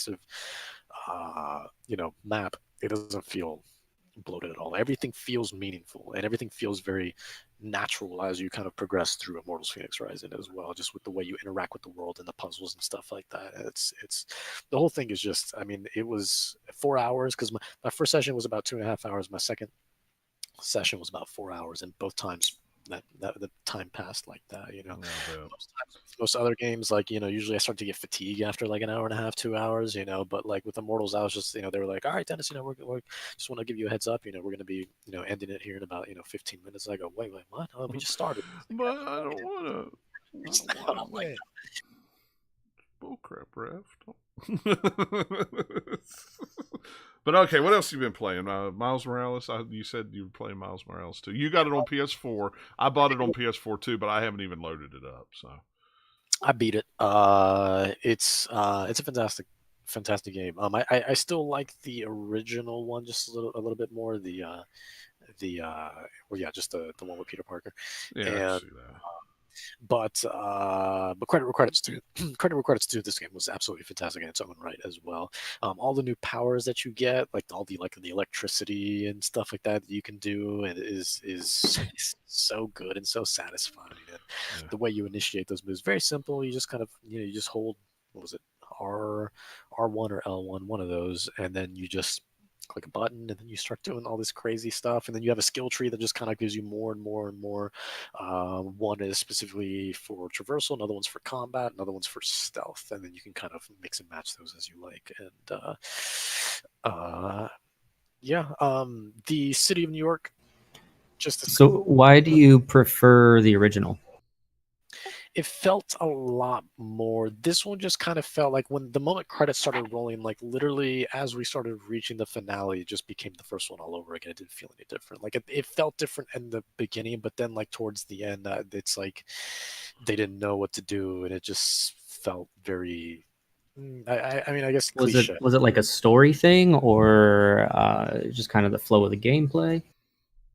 Yeah, more so a story thing. Yeah, just because just kind of like how without spoiling it, because like I said, it's still kind of recent-ish, but with like the first Spider-Man game, like you have that epic finale with Peter Parker and going against the real final boss, and the city's kind of exploding. He's just like, no, don't do this. You have the wrong idea of how you want to help people, and so on and so forth. And then and then it looks like Peter Parker himself is like sacrificing himself, like he's gonna he might die. Obviously, he's not gonna die because then the credits roll, and then what? And then you're not gonna have a character to play with unless all of a sudden you start playing as Aunt May.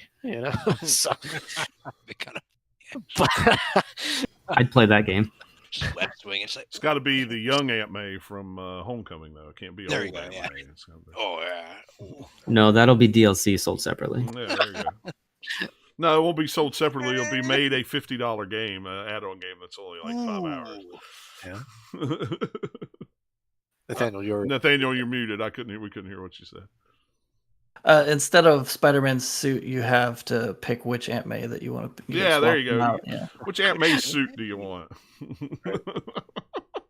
I mean, you can pick a whole bunch if they bring in like all the cartoons and comics. Yeah, You can do a whole bunch just like Spider-Man, right? Yeah, it is true. Which, by the way, speaking of cartoons, the Into the Spider-Verse suit that's like chef's kiss, man. Yeah, I think that's the only one I want to play as. And I don't know, man. There's some cool looking suits in that menu because I've played it for about an hour or so earlier today, and I was just like clicking through, looking at like the tiny little preview thumbnails. You don't get to see the whole thing, but I'm like, oh, that one's probably Now- gonna be cool. That one looks cool. When you wear the In the Spider-Verse suit, isn't the frame rate on Spider-Man slower than the frame rate in the game to give it that movie look? That's So my that's a- understanding. Is it's only he only moves at like Yeah, they're doing 20. the same thing they did in the movie, where like the movie Yeah. is projected at the full frame rate, but because they're like doubling frames and doing stuff to get that kind of choppy look. Yeah, that was my understanding that they did that with the character in the game. You know, when he was wearing that suit to give it that look. You know, so okay, that's what I thought. So yeah, but it's an ability. Like you can actually like you can like if you want to wear the suit, but without the every half frame being cut thing, you can do that as well. Okay. So it's like a little thing that you can apply if you do want to go for that authentic Into the Spider-Verse look. But if you just want to wear the suit but still just kind of have those fluid animations, you can just remove that. It's like a mod. So Gotcha. but yeah, overall, I mean, it's more Spider-Man, plays the same. Nothing really felt different in terms of like quest lines and stuff like that. The story was absolutely fantastic though. Yeah, I mean, I think overall, after cumulatively, it's about roughly 8 hours. Sounds about right. So it's definitely more than I think what a lot of us thought it would be. I think we were just thinking it was like glorified DLC, but there's a lot of content here though. Like besides the story, there's a lot that you can do in terms of like collectibles and stuff like that as well. Yeah, that amount of time doesn't bother me at all, especially for $50. I mean, there were PS2 games, PS3 games that I paid full price for that I beat in 4 hours. And that's fine as long as the content's really good and it's got some replayability to it. No big deal. Yep, and it checks both of those boxes. Like it's great, and it does have a lot of replayability as well. And of course, the swinging still feels absolutely incredible. So, but yeah, runs great, looks great on PS4 Pro. So it's not something that I needed a PS5 for. It's still perfectly playable and perfectly enjoyable on PS4. Looks just as gorgeous. This PS4 Pro, is it doing it 30 or 60? 30, I believe. Is it It just felt like 30. Yeah, I didn't feel Yeah. like it. Yeah. Was 60. I was Does just the curious Pro if have it the would do that. option for performance versus fidelity? I went to the accessibility and I didn't see that anywhere. I don't think it does. I think it's a locked 30 frame. It's just must be they're only doing that on the PS5 version then. Yeah, but it's still. I mean, but that's one of those games where, like, interestingly, I mean, I'm sure it could have benefited from 60, but it was still perfectly fine at 30. It never bothered me once. So, I'm usually someone who like, please give me the 60. But that game, it was. You want the 60. Well, I'll go into it later. You want the 60. The thing will be is probably once you play it in 60, you'll never want to go back to 30. Oh, I believe it. Yeah, I was more of a fidelity guy on the Pro stuff. Anytime there was the option, I always was like, oh, I want max graphics, max resolution. But the stuff I've been seeing on the PS5, it definitely has me rethinking that a bit. I mean, the ray tracing looks gorgeous, and if I was going to fool around in photo mode, of course I'd be throwing that on. But I don't need Spider-Man's eyes to reflect the cop that I'm flying by. I think that fluidity is really going to be a game changer. Any game that is high speed, that has lots of things going really quickly, you're going to benefit from the higher frame rate. Yeah, because it'll just feel for sure. smoother, and you're not getting choppy at all. But at the same time, that's what I pay $500 for a system for, and $1,000 For sure. for a TV. I want and I definitely want to experience it, but there are some things, and again, I haven't played it yet, so maybe Nathaniel can chime in here in a minute. But I've seen videos and screenshots where the windows look like mirrors, and glass doesn't reflect like that. Like there has to be some sort of transparency, and I don't know. It looks really cool. It's a cool way to show off the tech. Yeah. Right. Has someone spit on it recently? Yeah. Who knows? I mean, I had a windshield replaced, and I could see. We didn't even think the windshield was actually there. It was so clean. It was. You're like, I gotta go drive around and hit a few bugs. So I know where the windshield is that really here? I need to reach out. Okay, it is. All right. So, Dennis, you played anything else before we move to the PlayStation 5 conversation? I know. Just little quick things. Tiptoeing that way really fast. So. Yeah, just little quick things. I played a game called Without Escape on the good old Vita, brand new system. What, a Vita? What's a Vita? Yeah, Inagata Davida? Or yeah, I mean, it's hard to get right now just because I mean, came out at the same time as Series X. Oh, okay. I never heard of that thing. Okay, I'm interested. Yeah, Got a Vita? Yeah, that's why it's hard to get. Yeah, that's that's Yep. exactly why it's Over hard to that. get. Yep. You can't find it in stores anywhere. So, similar thing And here. it's only because nobody bought it. That's why you can't find it in stores. I hear you might be able to import one. Yeah. possibly. But Yeah, no, I played a game called Without Escape. It is available on the Switch as well. So, but it's just a simple sort of old school, it's like point and click sort of adventure game, and I beat it in like it was short. It was like maybe like 2 hours, and then like I like replayed it for like 10 more minutes, and then got the platinum. So I was just like, you know what, for a platinum, 2 hours for a platinum, I'll do it. sure, why not? Overall, I mean, it was fine. The game was like buggy in a lot of ways because it just the problem with some sort of like old school point and clicks is like some of the puzzles are just completely nonsensical. Like there's no logic to behind it. It just like and then like some developers think they're being like super profound and stuff like that, but it's just like when you start to break it down, it's like this. I don't know how you got this as a solution by adding this.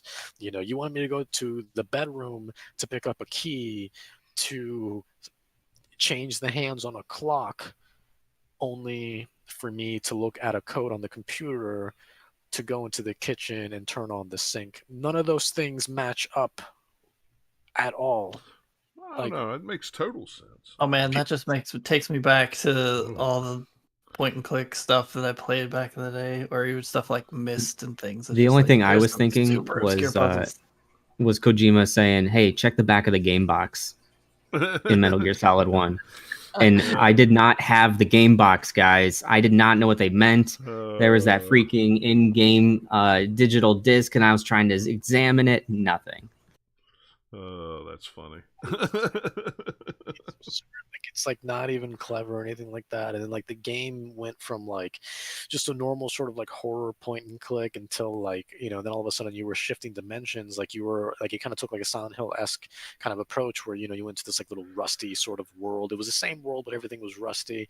And then I'm not even joking, all of a sudden it was just like right before the game ended, it was just like, guess what? Aliens. I was what? Stop. Yes. And then I didn't make a meme out of it because that would have been awesome. Yeah. And then, I'm not even joking, but like literally right before the credits, it was like, by the way, like the aliens like abduct you. It was like, by the way, like congrats on like escaping it out of your own home. Because that's what apparently you lose the front door like keys and everything becomes this just happens apparently naturally. And then I'm not even joking, they were just like, you're the new maker. We're going to destroy Earth and the universe. You're going to design the new universe. Congrats. Roll credits. I was like, wait a second, stop. That's a lot of information. That's like what aliens out of nowhere. All of a sudden, I'm God. I'm playing God. Stop. It was like literally all in the last 5 minutes. I was like, but you know what?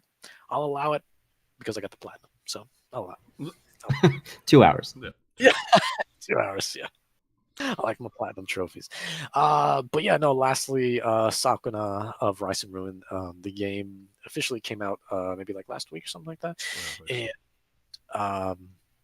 I got it for review, and it's basically it's this super cute like amalgam of like farming simulation as well as side-scrolling adventure, and with a beautiful aesthetic. And yeah, you basically just farm a bunch of rice. It's very relaxing. It's very fun. The character's very wholesome, and it's super cute. I don't think it's a game you need to jump into right away if that's a game you're looking for, but as I think there's just better alternatives out there. But if you ever find it on sale, yeah, give it a try if that's like your style of gameplay. And like they really mixed the two like really well. Like even if you're just going in for the farming portions or just going in for like the sort of like kind of Metroidvania-esque portions of it, they both kind of marry kind of seamlessly, and it's a really good experience on both ends.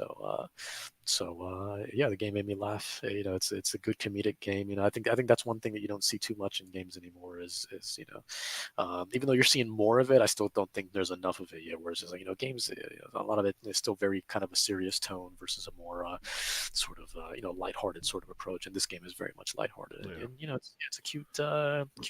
Great. Switch looks great, runs great. I highly recommend it. So. Yeah. I'm interested for sure. So, all right. So now that leaves Nathaniel and Robert to talk about one thing that's not PS5 first. Oh, what? What? You got something? Okay, well, go ahead then. Go ahead then. So since last time when I got the fun new graphics card and was trying a bunch of different things, since then I've replayed Control and beat it, and played both of the expansions and beat it. Wow. That game is awesome. I love that game. It's so much fun. Well, I just The bought it expansions are on. pretty good too. Yeah, like the add-on stuff that I had not played before was like really interesting. They put some fun new wrinkles on kind of the different lore and story that you had in the base game. Yeah. Well, I But yeah, just like bought it on Xbox. It's on sale on their Black Friday for $20. It's on PSN for $20. oh, well worth it. Yeah. Yeah, and that is the ultimate edition. So Yeah, so like you have the main game, and then you have the Foundation expansion, and then the AWE expansion, Right. which technically doesn't, but probably does stand for Alan Wake expansion. I mean, come on. That's what I was thinking. that's what I assume. So Because it's Altered World Event is what it stands for in the Control universe. Because all of the okay. documents and stuff you pick up, it's like AWE. That's what it means. Yeah. I But think it was just a clever choice of. I think that this whole time, I think that they purposefully were like, "Ooh, we want to do an Alan Wake expansion. How do we like put this in the base game and have AWE be an acronym somewhere so that we can then repurpose it later down the road?" I swear, somebody at Remedy was probably thinking that way. Either that, or either that, or they just suddenly realized that they accidentally did that already. They're like, "Sweet, that's what we're doing." It was an accident. Yeah, like. So I put, I don't know, like 20 hours or whatever it was to go beat all of that stuff again. And some of that time is still just like looking at like, ooh, look at this cool reflective surface. I can see stuff reflected from behind me. That's so neat. Yeah. Because normally, like, you can't in any of the ways that they fake it. It's always like stuff that's on screen that they then sort of make the reflections out of it. And if it's off screen, you can't see it. So it's always fun just like, hey, look, I could see myself sort of in the side of that fire extinguisher, or or like, hey, that like poster on the wall is very shiny. Like, who would have thought it would be that shiny? But hey, I can kind of see my face in it. Yeah. But yeah, like the Foundation expansion, I think I like better than the Alan Wake one, but they're both pretty good. Kind of. It's almost like another 4 or 5 hour long kind of quest line that they put you on, and they're both in different areas that you did not play in the main game. Oh, okay. Well, that's cool. So they are new areas you're going to. They're not repurposing, stuff you'd already done. I like it when they don't repurpose. And man, I love Alan Wake a lot.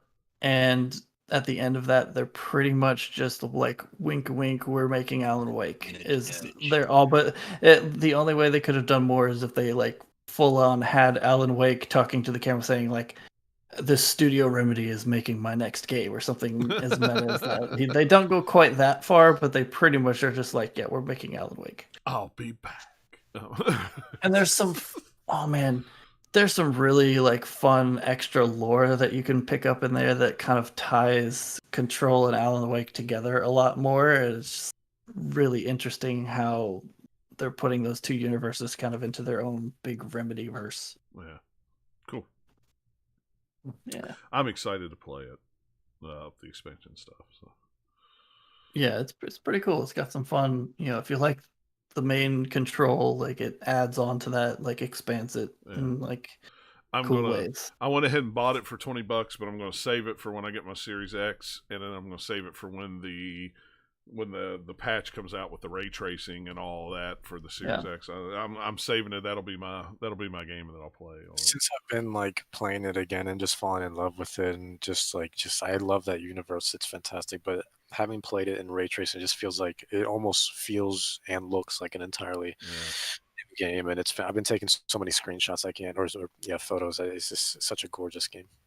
Playing through this with all the ray tracing stuff turned on was awesome, and it's just making me even more excited for Cyberpunk, because it's going to be the next game that has like all of the different ray tracing stuff turned on. Because there's several other games that have just like one or two, but it's like, here's all the things, and how cool it looks when they're all working together. Is like, man, Cyberpunk plus all the just Cyberpunk has the neon, all the colorful stuff added on top of it. That's even better. It's just like, I will definitely be dropping everything as soon as that game comes out. Yeah, absolutely. PlayStation 5. So Yeah, Robert PS5 and time. Nathaniel bought PlayStation 5s. So what do The you PlayStation 5 is a big boy. Yeah, and It that's is. It's big. that's the one reason big. why after I actually saw how big it was, I really wasn't interested in getting it right now just because of the size of it. And If you have a mid-tower PC case, it's about that tall. yeah, if and it's that's standing vertically. This that's what I have. this is my 55-inch TV. The PlayStation can't see it right now; it's on the other side. But it will go to about.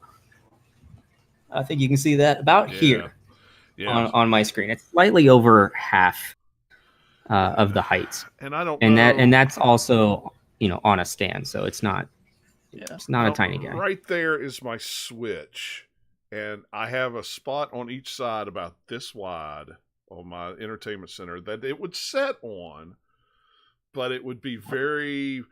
I don't want it. No, and so what's going to happen is I'm going to have to get a whole new entertainment center whenever I get that, or I'm hoping that they make a slimmer version of it when they do the revision.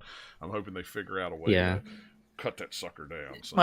Out here, there hasn't been any issue for me finding a place for it. I could have tucked it behind the TV if I wanted to, but I kind of like the design. To me, it looks like a fancy futuristic base. It's like a 26-inch, 28-inch TV. You Yeah, know there's what's space on next to go to it. You know what's funny is there's a guy that I follow on Twitter, and he says every morning he wakes up or in the middle of the night to go to the bathroom, and he sees his PlayStation 5 sitting by his TV, and he thinks it's in rest mode. But he thinks it's this dehumidifier. He doesn't think it's the PlayStation 5. It's funny because I almost bought one of those vertical cylindrical fans, and it looked exactly like the PS5. Yeah. So he's like, every time when I get up to go to the bathroom in the middle of the night, I think I'm going to walk into my fan, and it's the PS5. He's like, or my dehumidifier. It's like yeah. I am going to get one because I do want to play those PlayStation 5 exclusives when they get them, but it's just so big, and I don't feel like getting a new entertainment center just for PS5. I mean, it's something like it's close to 15 inches tall if we're actually talking. I believe it's real 15 size. and a half if you look at the measurements. Is it? Yeah, that's what they say. I knew it was between 14 and in the 15s, but I wasn't sure if it actually. When reached you 15. look at dimensions on like the specifications somewhere, I believe I remember seeing it that's because I looked. That's what I Before did I got while I it. still had it pre-ordered. I measured it out and went, Yeah. no, I'm not. The Xbox sits perfectly kind of right behind the TV, but I can still get to the Series X will set perfect because it sets vertical, so it'll set back. It's fine, but the PlayStation's so... It's got a pretty big footprint. It's not even just the height of it, like it's when you're looking right at it, it's deceptive, deceiving. It looks pretty slim because of the concave shape. Right. But then if you're starting to look at it from an angle or from the side, like it's also really deep. Yeah. So it's a chunky system. And I understand why they did it. Watching the teardown, I totally get, airflow, all that. And man, is it quiet. That is also it's got a power supply inside it. It Yeah. doesn't have an exterior brick, so that will also add some space. Yeah. I really like how Series X did the motherboard and cut it in half and put it on the sides. Because if they hadn't have, it would have they took the motherboards out and said, well, this is how big it would be. It was as wide as the PlayStation 5. It's just where they cut them in half and put them together. Yeah, it's just you can see with this. Yeah, I imagine they saved some approaches money with to similar hardware. It's like, okay, do we want to put it all on one board? Do we want to do some crazy engineering? And you see how both of them kind of turned out. Yeah, it's wild, but. It looks really nice, though. It's a nice looking system. Even it's big, but it looks nice. So especially when it lights up. It's like the it first looks system really nice. I'm not ashamed to just have out there, right where anybody can see it. Oh, I'm not ashamed to have any of mine out there. I still have a GameCube sitting out here on the thing and a Dreamcast. Oh, I'm not saying it ever stopped me. To be fair, the GameCube is one of the cooler looking systems, man. Yeah. Don't knock the GameCube. Yeah. Plus, I have all the other ones over here displayed on a 5-tier rack. I want people to see that old trash. Look at that. Look at that. Look back in the day when it had big lights on it and Can you zoom in for us? knobs and smell that that metal and with the cartridges and yeah. But anyway, how's storage space so far for you guys? I don't know. Have you guys got a ton of games? Fine. I haven't installed tons of stuff yet, so I've been playing around fine. with a lot of. Well, I've been playing around with a lot of downloading, testing speeds, and just trying different things out. Yeah. But right now, I have some games on there that I want to play through, and I'm sitting at about 500 gigs used. Wow. And I have, I don't know, maybe 5 or 6 games on there.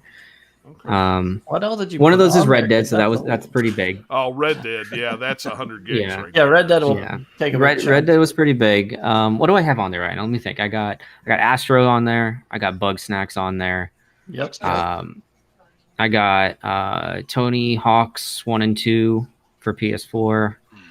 I got The Last Guardian, and I think Red Dead. Yeah.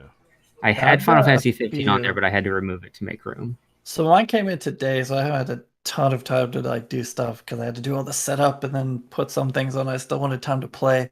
So I've got Bug Snacks, Astros is on there. I've got Pathless on there that I have not played yet, and I've got Miles Morales is installed on there. And that's all that I've put on it so far. And I've still got plenty of space. I mean, it's definitely something that you can fill up if you want to. It's gonna be easy to do. Sure. Well, I don't yeah, play yeah. this many games at one time. Red Dead's not Yeah. on there for me. I might fool around with it, but Michelle wants to play it, so Right. I'm gonna let her play that on there. For me, I'm gonna have Final Fantasy 14 on there as my like always on system. I'm gonna have whatever single player game that I'm playing at the moment, and maybe another online multiplayer sort of deal, and like a small indie title or two. And that's really gonna be about it. So I'm just gonna be cycling in and out as I play through them. And that's the thing that kind of disappoints me about the PlayStation 4, is with the Series X, I can have Series X games installed on my external hard drive, and then I can transfer them back and forth. With PS4 right now, you can't do that. So you have to literally re-download it. Whereas if it was on the hard drive, it would only take maybe 10 minutes for me to move. Oh, I want to move Borderland 3 over and play with the guys. To me, I it don't- doesn't matter because of the way I play. Even on PC where I have tons of space, I usually still don't keep a ton of things installed. I'll just re-download the thing if I want to play it, and it's gonna take not that much longer with my internet speed than it would to go from a drive. So I it's usually keep about 100 games on mine. Yeah, I definitely don't do that. I'm just I'll swap them out, play what I'm playing, and then move on. Yeah.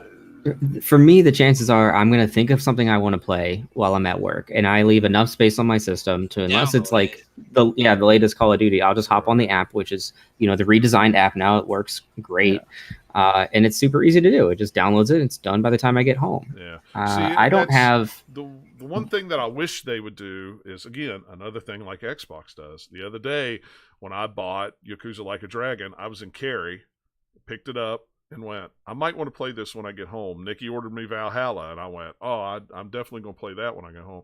Literally went on the Xbox app, started the download of both those games, even though I bought physical. Because when you go to the store, it just says download. You can download any game you want. And then when I came home, I popped the disc in. It's ready to go.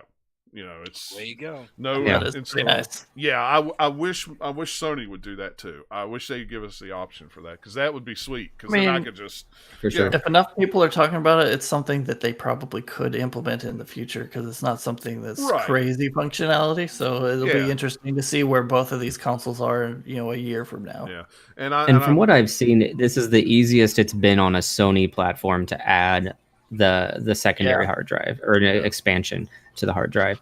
The only thing I don't know, because I don't know if they've actually detailed it, does it add to the storage, or am I replacing a hard drive? No, you're I thought it was adding an to the expansion storage. bay. No, you have an expansion bay. It's expansion bay, cool. but it's not even active right now. Right, Sony, you can't even do it. Well, and that's because there's no hard drives out that Sony has approved yet for it to use. Right. So they, who knows when they're going to have those ready? Because Sony, they won't activate it till Sony approves some of them. And, right. I'm betting it'll be at some point in 2021. It'll just be how deep into 2021 do we get? I could see it. I could see it there by February. Honestly, it's one of those things that they was one of the first things they announced, and they said right at the get go that it probably wasn't going to be ready for launch, but because there was enough doubt there that they had to say probably, I think it's going to come fairly soon. And the thing is, there's only one hard drive out right now that even meets the specs. And it's $250 for a terabyte. And that's from I'll be honest with you, John. I thought it was going to be over 3. Yeah. M.2 drives are not cheap. No, they are not. And At least no, once but you get because it's higher not proprietary, it will go down over time. Well, so and Microsoft for me, maybe I'll be fine for a year or two. Yeah, and Microsoft said that too. Said they're having other companies make theirs, even though it's quote unquote proprietary, and there'll be different prices on them and different sizes on them. Just right now, That's it's good. just Seagate, and it's a terabyte. That's what they have ready at launch. Yeah, it's It is what it is. Cheap and then fail. Yeah, so yeah. I don't think they're going to go down that much though. I don't think so either. By the time it goes down, it'll be like we'll be onto the next consoles. Well, and honestly, as long as you let me save games, like I install the new whatever game, and I can install it on my external hard drive, and then I can pull it. I can move it back and forth. I'm fine with that. I don't want to have to, because install times are slow still off the discs. Yeah. So it's like I don't want to have. And it is from online too, John. It hasn't really gotten that much faster. I don't have the best internet speed. I have like the first upgrade from Time Warner, but where we are, the internet's just not that great. But it's, what is it, 200? Yeah, I think close to 200. Okay, well, that's at 200. But I hate I hate Sony throttling it like that, because that's all. So here's the thing: Mine downloaded with the 5, with the 5, they're not throttling it anymore. Okay, well that's the advantage you're getting. So it does go faster. Okay. You're not limited to by 60. the console now. Also, so after the download part, the part where it's actually installing it, that's much faster because you have a faster processor and an SSD, and it goes way quicker than it would on the PS4. For sure. And you no longer have the issue where if you're playing a game, it goes to a crawl. In some cases, for me, it has felt faster when I was playing a game and it was downloading something in the background. Yeah, I could see. I don't know if that's just placebo because I was playing. Yeah, but it definitely was significantly faster than what it was back on the PS4 Pro. Yeah, and I downloaded a couple of games and I downloaded a system update, and they all seem to go fairly quickly. Yeah. Well, and that's like one of the guys that I'm friends with on Twitter. He was like, he said, "Well, install times are still slow off a disc." I'm like, I will never, if I can help it. That's because the disk drive. Yeah, and that's what I said. I said it's because the disk drive. Those disk drives are only 2x, maybe 4x. I mean, I know they're not 8. Yeah. There's no way. I mean, I got the physical edition, but I don't plan on buying a physical game unless it's just some stupid good deal I can't pass up. I'm trying to go as much digital as possible. Yeah, well, and that's like with Series X. Everybody's all about the quick resume. Well, that's all great if you're digital games. Physical games, you're not going to get that quick resume. It will boot up fast, but you're still going to have to physically pop a disc in and pop a disc out, and that's going to take a few minutes, and then you'll get the quick resume. But for the day they started doing with game consoles, like they do with some CD players, where you can have like a 6-rack. Just like. Here's a crazy idea. How about we just go back to the old school days of PC gaming, where you bought a thing at a store and it had the discs in it, and you install from it, but you don't need it in the drive. And who tried to do that 7 years ago, and everybody cried, no used games, no, because Microsoft went with a crazy way with how to do it. But Microsoft wanted to do that, and everybody said, no.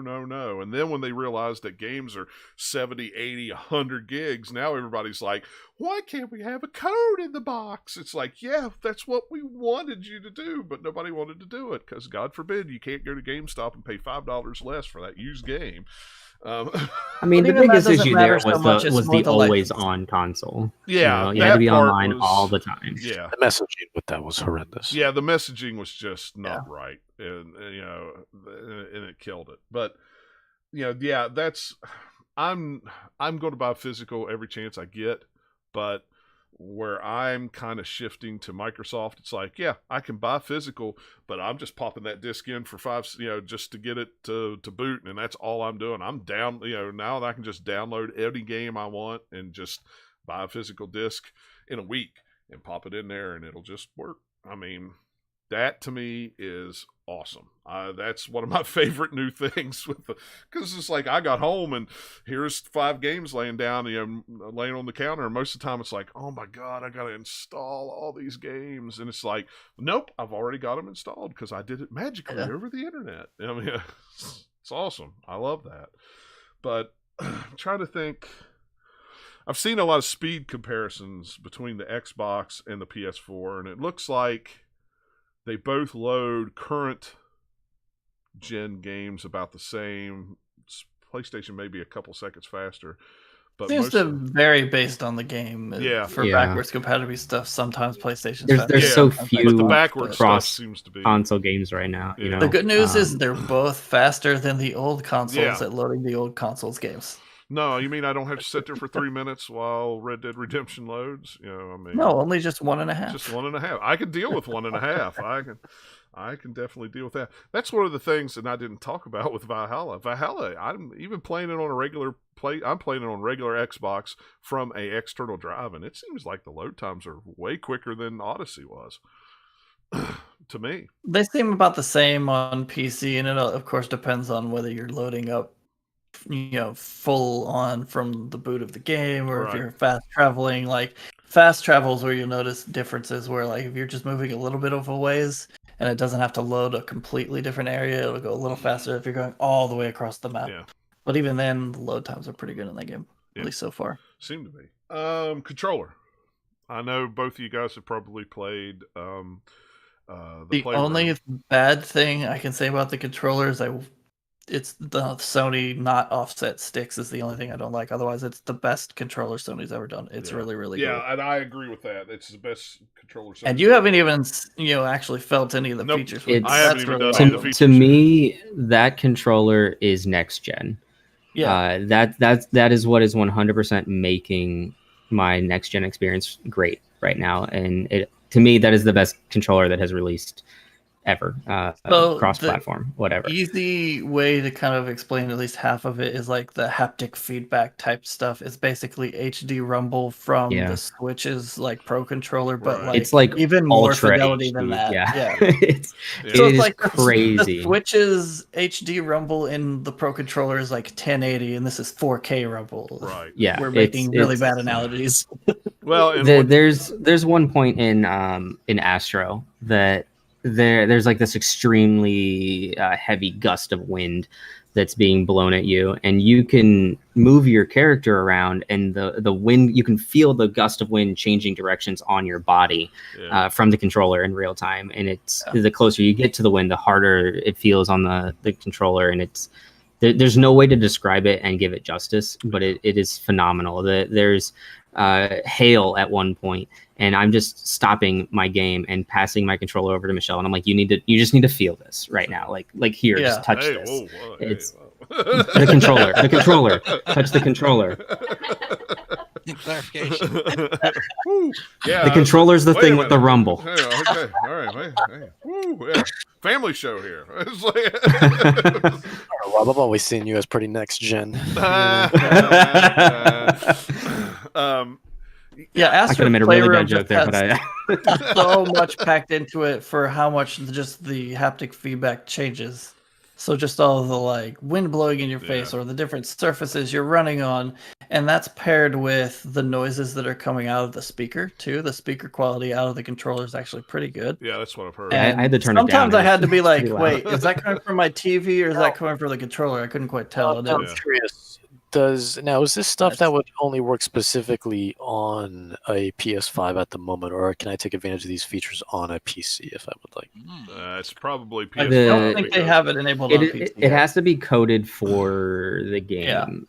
So like if you're playing backwards compatible titles, it just simulates the rumble. Right. So I imagine if you're playing on PC, it's going to simulate whatever that rumble is available. That's going to be the thing probably going forward is third-party games are probably not going to use a lot of the haptic feedback stuff. I don't know. However, Miles Morales that's definitely the question. Yeah. Well, I could figure that one would be any Sony. Well, that's first party now, right? Yeah, that's first party. Sort of, but like it does a cool thing where you're in at the start of the game, you're kind of like on a subway train getting off, and you can feel like every time you hit the cross track, so like it's changing the rumble. You can feel it moving kind of through the controller. It gets kind of this feeling of motion, which was kind of cool. Yeah, but my question is with that, and I mean, I'm glad. In a way, I wish Microsoft would have done something like that, but in a way, I'm glad they kept the controller that they kept because I like that controller. It feels good. And I mean, as long as they could fit it in the internals, they don't have to change the form factor of the controller.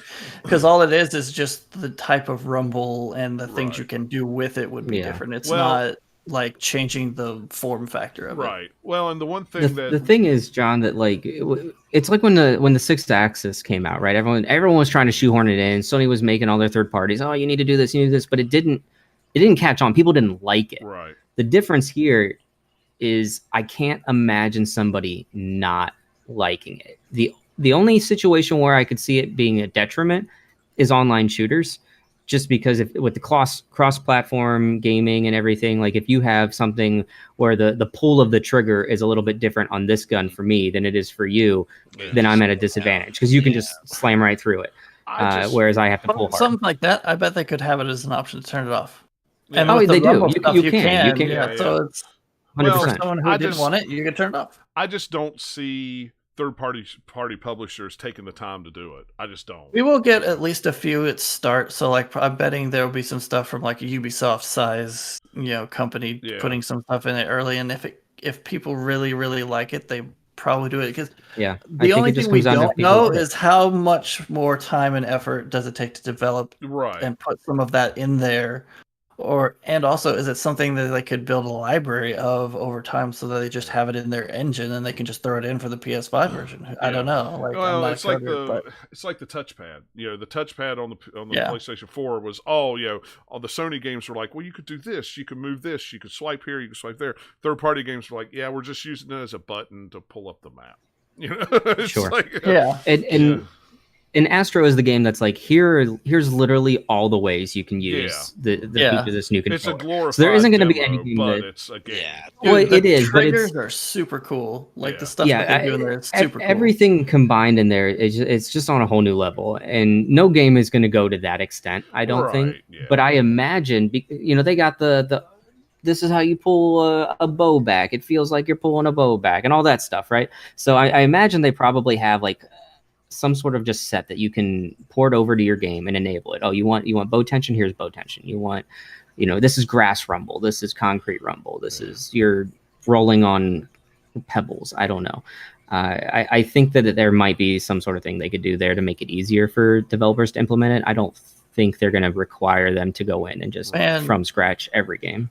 Playing with this controller makes me but I won't anyway, but kind of want to get Gran Turismo, even though I hate sim racing games, just because the feel of the stuff they could do with that would be really neat. Yeah, and I'm sure there's going to be a lot of adaptive trigger stuff with Gran Turismo, and that of all the games with adaptive trigger thing, that would be one of the games I would think, a racing game,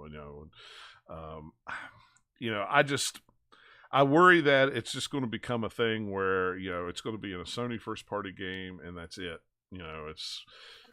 I hope not. Oh well, that's cool, but it's not like if no one else uses it, it will be kind of sad that they didn't try. But it's not like they can still use it like regular triggers. It's not like you're losing anything. It's just like an extra bonus on top that they could add, and I hope they do. Yeah, and I can't even really say cool. At this point with like the Switch, I can't say anybody that really uses the HD rumble to its effectiveness on the Switch, because I play on the most of the time I'm playing on the Lite that doesn't have rumble anyway. So there's lots of times where Nikki's over there playing on hers and it's rumbling like crazy. I'm like, what is that noise? And she's like, oh, it's the rumble thing that it does when you fish on Animal Crossing. I'm like, it rumbles when you fish on Animal? I didn't know. Oh wait, I'm not playing it on a thing with rumble. So you just have to simulate it when you're playing on the Lite. You're just like, okay, I know there's supposed to be rumble here, so you just start shaking. Yeah, so I just start shaking it. Oh no, I dropped it. No. Yeah, that's homemade rumble. Anyway, yeah. Dude, Astro's Playroom like I'm not a huge, Sony fanboy for forever with all this stuff, but you get all these cool things where it's like, hey, look at this really nice model of a Vita or a PlayStation 3 or a Move controller, and you can zoom in on it, and it uses the motion controls to kind of like twist it around, and it's the most responsive I think I've ever had of any kind of motion control in a controller. And it's really sharp and nice because they've got like the resolution. They painstakingly really detailed those the things. audio's great. The soundtrack in that game is surprisingly catchy and awesome. Like it's really cool. Yeah, and I've only done 2 of the areas so far. I want to play the rest of them. I've been searching for a soundtrack for that game, and it the whole thing is great. But there's just so much love that was put into that game, and I do have a pretty extensive history with PlayStation, and it was actually a little depressing as I was going through and getting all these cool unlocks. Michelle's just like, wait, how many of these things didn't you own? And it was a shockingly few amount of things. Yeah, there's a ton of fun little. Probably. I own them and still have all of them. Yeah. I think I have every console that Sony has.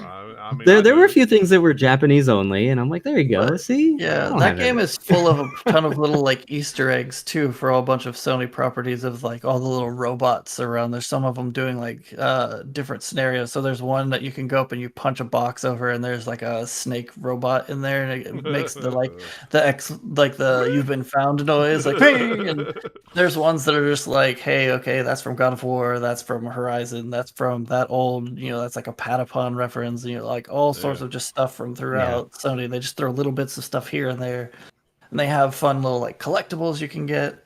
My favorite thing in the game is the like little like kind of slot machine where you like pull the lever with the left trigger, and it has like a bunch of resistance and then pops, kind of like you're pulling a lever, and then you like get the little bubble and you crush it to open it. I didn't even know that was there until I completed all the levels. That's weird because it automatically sends you to that room. I just left the room. Finished one of the levels, so yeah, you're just like, whatever, I'll just leave. I was like, I don't need to look at these things I just unlocked, and never went back until the end.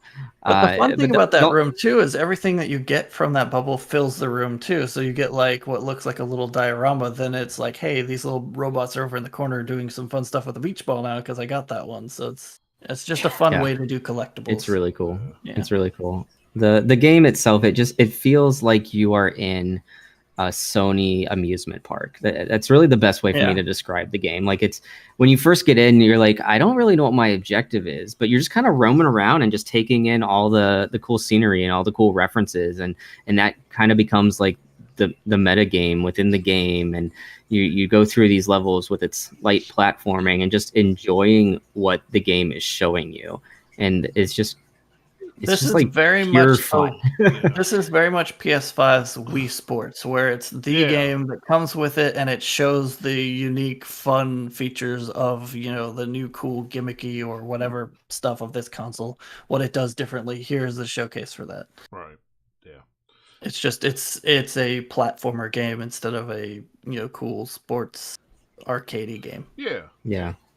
I would highly recommend every single person who gets a PS5 play that game first. Just it's going to amplify your hype, I think, for the next gen, because you're going back through all the history of PlayStation until finally the culmination, a celebration of all things Sony and PS5. And even aside from that, like, if I'm like, I care about that a little, but I'm not like super crazy into it, but it's a well-made, fun game to play. It's very well polished. It's like the platform mechanics it does are really good. I would like if they made another Astros game, that would be great. I would play another one. I would 100%. Yeah, I really wish that game had about 4 times as much content. And you need to get Nathaniel. You need to get the VR and play the Astro Boy VR game because it's really, really good.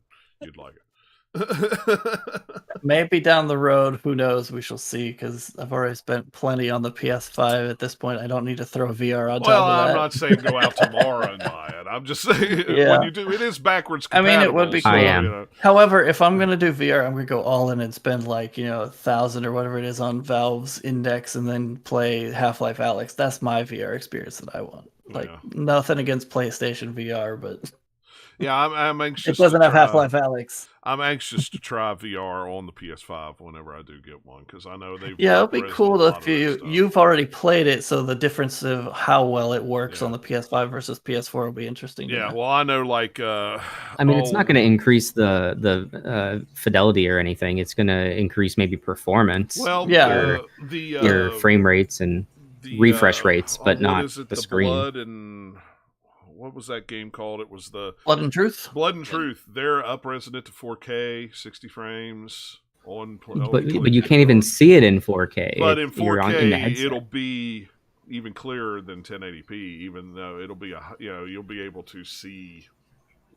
Basically, that sounds like they're doing some crazy, like upsampling. Because Yeah. even though Yeah. whatever the screens are in here, it will make I it just think look it's- smoother. But yeah. Yeah, I think it's just going to help with like outlines and refresh rates and all that, making sure that it really minimizes the nausea that some people get. Yeah, we'll Yeah. find out because eventually, because I've got more PSVR games physical than I do regular PlayStation games. So because they were cheap and easy to buy. So yeah. But I mean, those are ones that would definitely probably have gone on sale quickly because they did. just want to get rid of them because no one's buying them. Yeah. So I bought them all up like I do. I buy those. Those are the games I buy, the ones that nobody wants, and because then those are the ones down the road where they're like, "Oh, this game's really good. Now I got a VR. I wish I'd bought that game." Yeah, I bought it 5 years ago. Where you been, Demon Souls?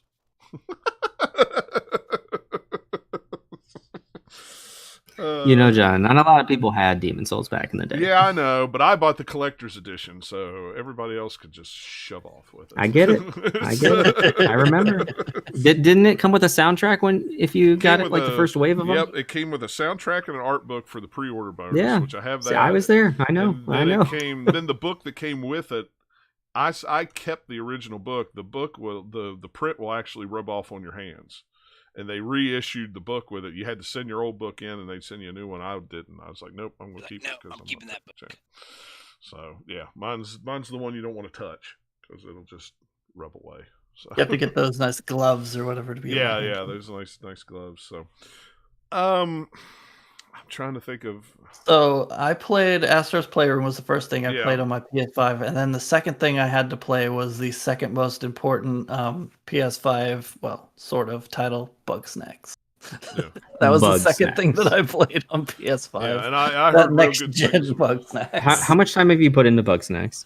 I've put in probably not quite 2 hours. I've gotten past kind of like the intro, and I went to I got to the village and went off to the beach area and got the Okay, first. you're a little bit further than me. First then. person that you find there to go back, and I've got a bunch of stuff unlocked where I was like, oh wait, there's a side quest menu now. Holy crap! How big is this game?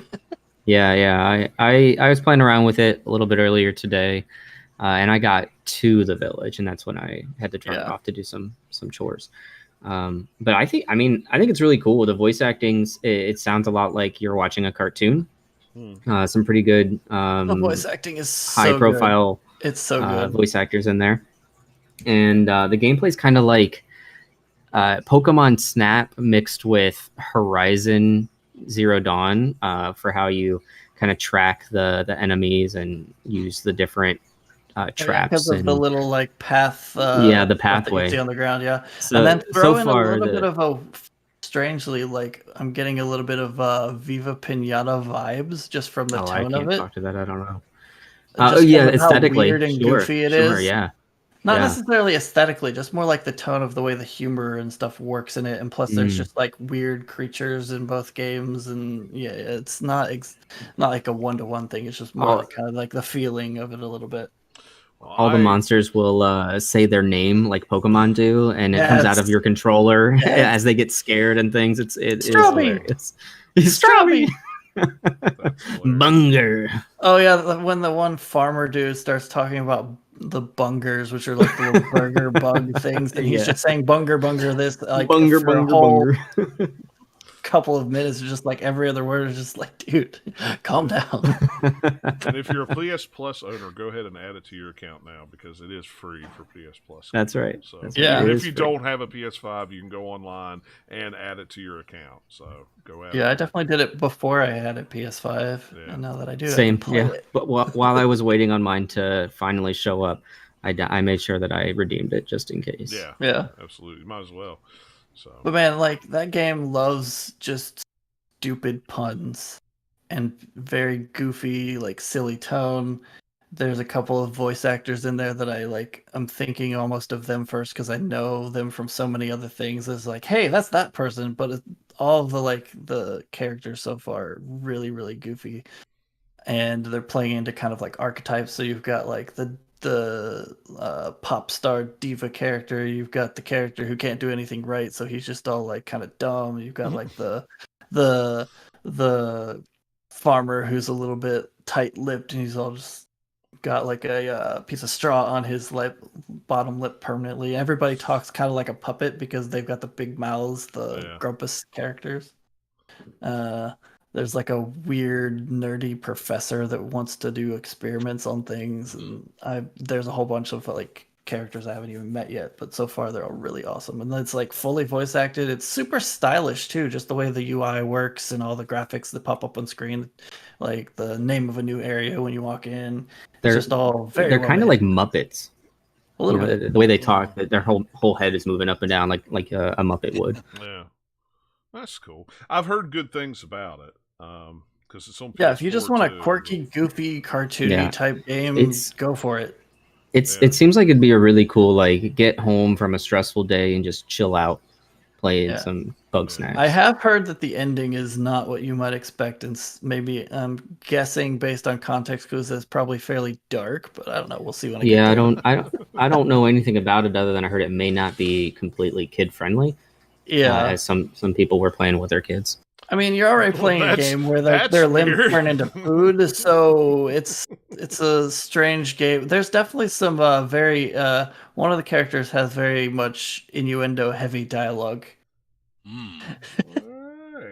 Which it's written well enough that it would go over like a kid's head, but if you're thinking like, wait, did you just say that? Okay. It's like the Pixar type of writing. Gotcha. Okay. Yeah, a little bit. Yeah. Yeah. So it's something there for the parents. It's like kids. If you play it when you're a kid and then you go back and play it again, in 5 or 10 years, like, oh, I remember Bugsnax. Let's put that up. Oh, wow, I didn't realize this at the time. It's kind of that type of writing for a game or a show or something where you'd be like, oh, wow, that went way over my head when I was little. That's pretty good. And you said, Nathaniel, you played Spider-Man because we talked about Yes, I played about the first almost hour of Spider-Man, and I have not seen it on, super ray tracing fancy graphics mode because I've set my PlayStation to default to performance. Now, do you do that in the game or do you do that on the console? You can set that at a global level at the console. Okay. So, or either. You can do it in the game, but it's basically kind of like Xbox has had and like other things have had, where you set it at a console level for what you want your defaults to be, and then if the game has it, it will try and set it for you. Gotcha. I'm super happy that exists because now I can invert my, vertical looking, but I'm still so used to checking the settings that I go in there because I don't trust that it's going to work. So I haven't changed my flow of starting a new game yet. I'm still going in and making sure that my y-axis is inverted and all that. I know I'm old. And I have to have inverted Y because my brain just does not work the other way.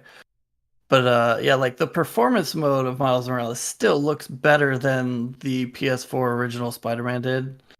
And it runs at a sweet 60 frames per second. So when you're swinging through all the buildings and stuff is rushing by, it's just like, oh, it's so good. And I've only played like just the first, I played through kind of like the intro mission and then like 2 or 3 missions past that.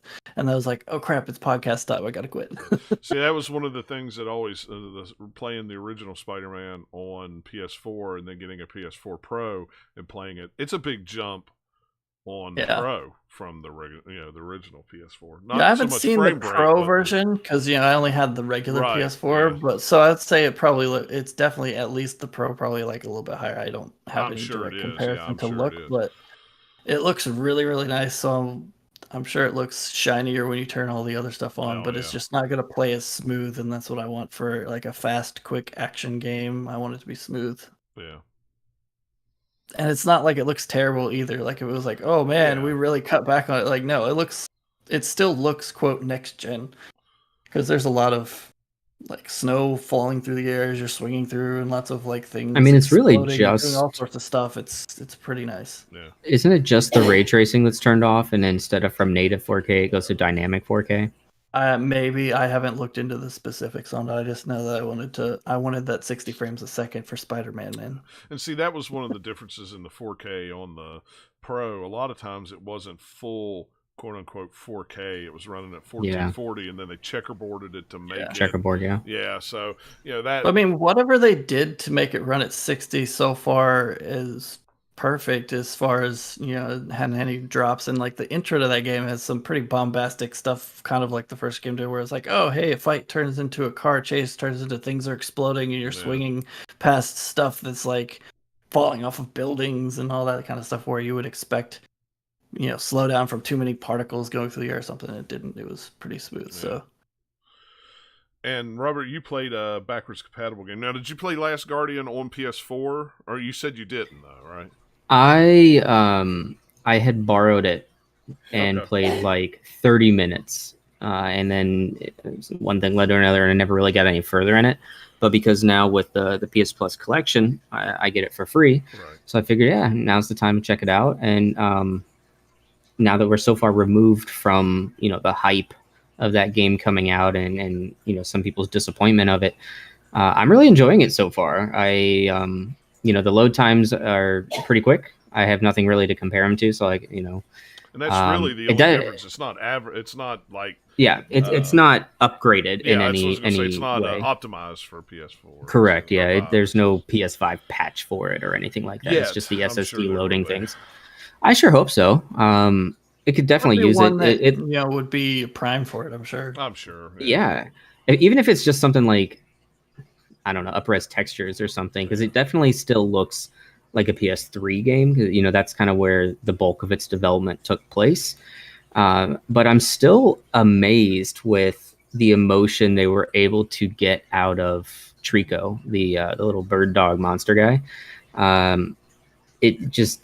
Like, I'm just kind of casually playing through it, and I know a lot of people had some qualms with how responsive the creature is to your commands or your calls or your whatevers. But I mean, if you're not looking at it like an action game, like, you just kind of enjoy your time with it and allow yourself to be swept up in creating a bond with the animal.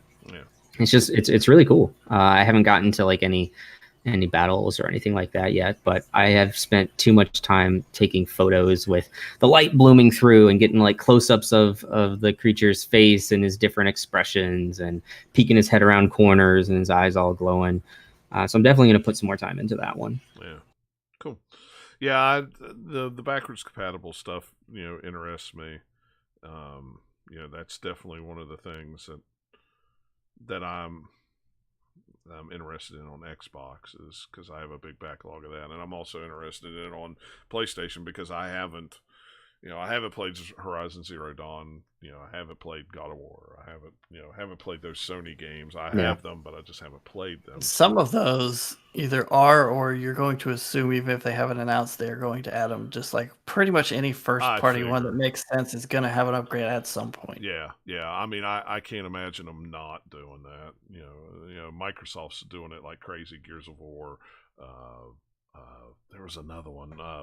Borderlands has already been, optimized for Series X. There's a lot of games that are, on that one that's been optimized. So I'm sure they will be on PS5. Mm-hmm. I did. I downloaded Final Fantasy 15 to see how it would run, and it was a really big game, so I didn't actually get the whole thing downloaded, but I got it far enough to where you could play like the little intro demo area.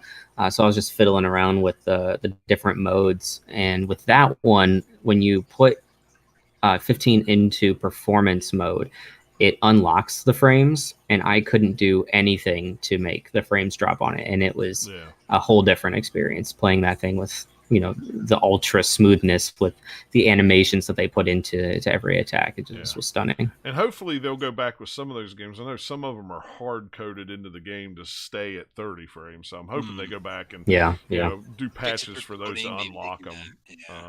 If anything, just unlock the frames and allow it to brute force its way. Yeah, I would I'm gonna rather start a have- petition right now. Bloodborne 60 FPS, go. Give it to me. Give it to me now. I want to finish that game, but I can't play it at 30. It hurts the eyes. I've tried. It's just it feels sluggish after playing a bunch of the other ones at 60, like the more Yeah. recent ones, and then going to Bloodborne. You're just like, oh man, it feels so slow to respond. Well, I'm sure. Yeah, and I originally wasn't like, oh, I've got to have a Series X or a PlayStation 5 at launch, and then I was going to wait and then turn around, and now I've got a ton of gift cards on Amazon. It's like, okay, I'll get a Series X, and I'll wait on the PlayStation 5, and You're like, come on, Amazon, just give me a button to click. I'll do it. yeah, that's all I Promise. want. It's just a button to click. They have not gotten restocked since since pre-orders originally went up in September. They haven't got restocked on PlayStation or Xbox. So I'm either expecting them like one day just to come home from work and go, oh crap, here it is. Either that or I'm gonna just buy one at Walmart on. He's gonna buy a $1,000 one scalper on the side. No, gosh, I'm not giving no scalper nothing. They can just I'm suck giving you on one that. penny. No, I'll go buy it at Walmart, and we'll just order groceries off of Amazon for 3 months. I mean, if you got the money on hand, the bundles that GameStop puts out or some of these other retailers puts out isn't a bad deal if you want what's in the bundle. Or you can, It's just a lot of money up They did front. with Yeah, it Switch, is. too. Remember when there's like a logo on the Mhm. Switch? Yeah, one of the Like, bundle, PlayStation like, bundles oh, looked good, crap. except it had the NBA game in it that I did not want. So I was like, well, I'm not even trying for that. Yeah. It's I like saw one $100 bundle. or whatever version of the NBA. I forget which Yeah. one, but yeah, it's like 2K, I don't want that. 21. Yeah, it's There, like, there was like a $1,300 bundle which came with Yeah. like the main accessories and like one game and then a gaming chair. I'm like, what? No. Yeah, the bundles. they just put it on your porch and it blocks your entire door. You can't even get it Yeah. inside. I don't usually do the bundles, but it's just It I might don't know. be like one of those things where you might be the only way to get one relatively soon. Well, and they've You'd had think that, but they still sell them quickly. Whoever sold bundles so far. So. Yeah, the thing Yeah. about it is I wish all the stores would do Did the what same model. Sony is doing. Sony has had every day for the past week, they have opened up orders at least 2 times a day on their website, and they have a queue. And I logged onto it the other day just to see how it worked. Literally, you go to the Sony Direct site, and it says, hey, we've put you in a queue. Keep your sound on. And go do whatever you want to do. We'll send you a notification ding when you're Yeah, next but in that's line. not really a queue like you think unless they've changed it because it's a queue to get to the site, not a queue. And No, like it's it takes so Yeah. long that by the time you even get to the site that like whatever. So if that's what it was doing for me. Yeah, it's Several days just ago, when there's a lot yeah, of to traffic launch. in the site, it puts you in that. Yeah. Yeah, it's a traffic So- thing, not a put it into a queue for PS5 thing. right. Well, but it's what it does is when they sell out of PS5s, it says, "Hey, we've sold out of PS5s for the day. Go on and do whatever you need to do." Yeah. And I like that. It's much better That is than good. I go to Walmart at 5 till 3 and start hitting F5, and then it immediately says, "Add to cart, sold out." Add to cart, and then you add it to cart, and then when you add it into the cart, it goes, oops, oh dear, and a little Christmas deer comes up, and the reindeer comes up and says, something's went wrong. Then you go back, because and then it's, So hammered that like yeah. And it's like, just give me a queue. That's fine. Even just to get to the site, just give me a queue, and then the next person in line goes to the site, they drop it in, they check out and go. Next person comes into the site, drop it in, let's go, or 2 or 3 at a time, whatever, But my gosh, having to fight off bots and just people in general, it's just crazy. Well, the problem is none of those stores were really built No. to withstand that, and they didn't. This has been a perfect storm of just so many like hmm desirable high ticket, tech items of graphics cards and new consoles and all this stuff that all the sites are Yippers. just like we can't handle it. Well, and what's bad is Wednesday they're going to do. Walmart's going to have it again, and it's going to be at 9 p.m. Eastern.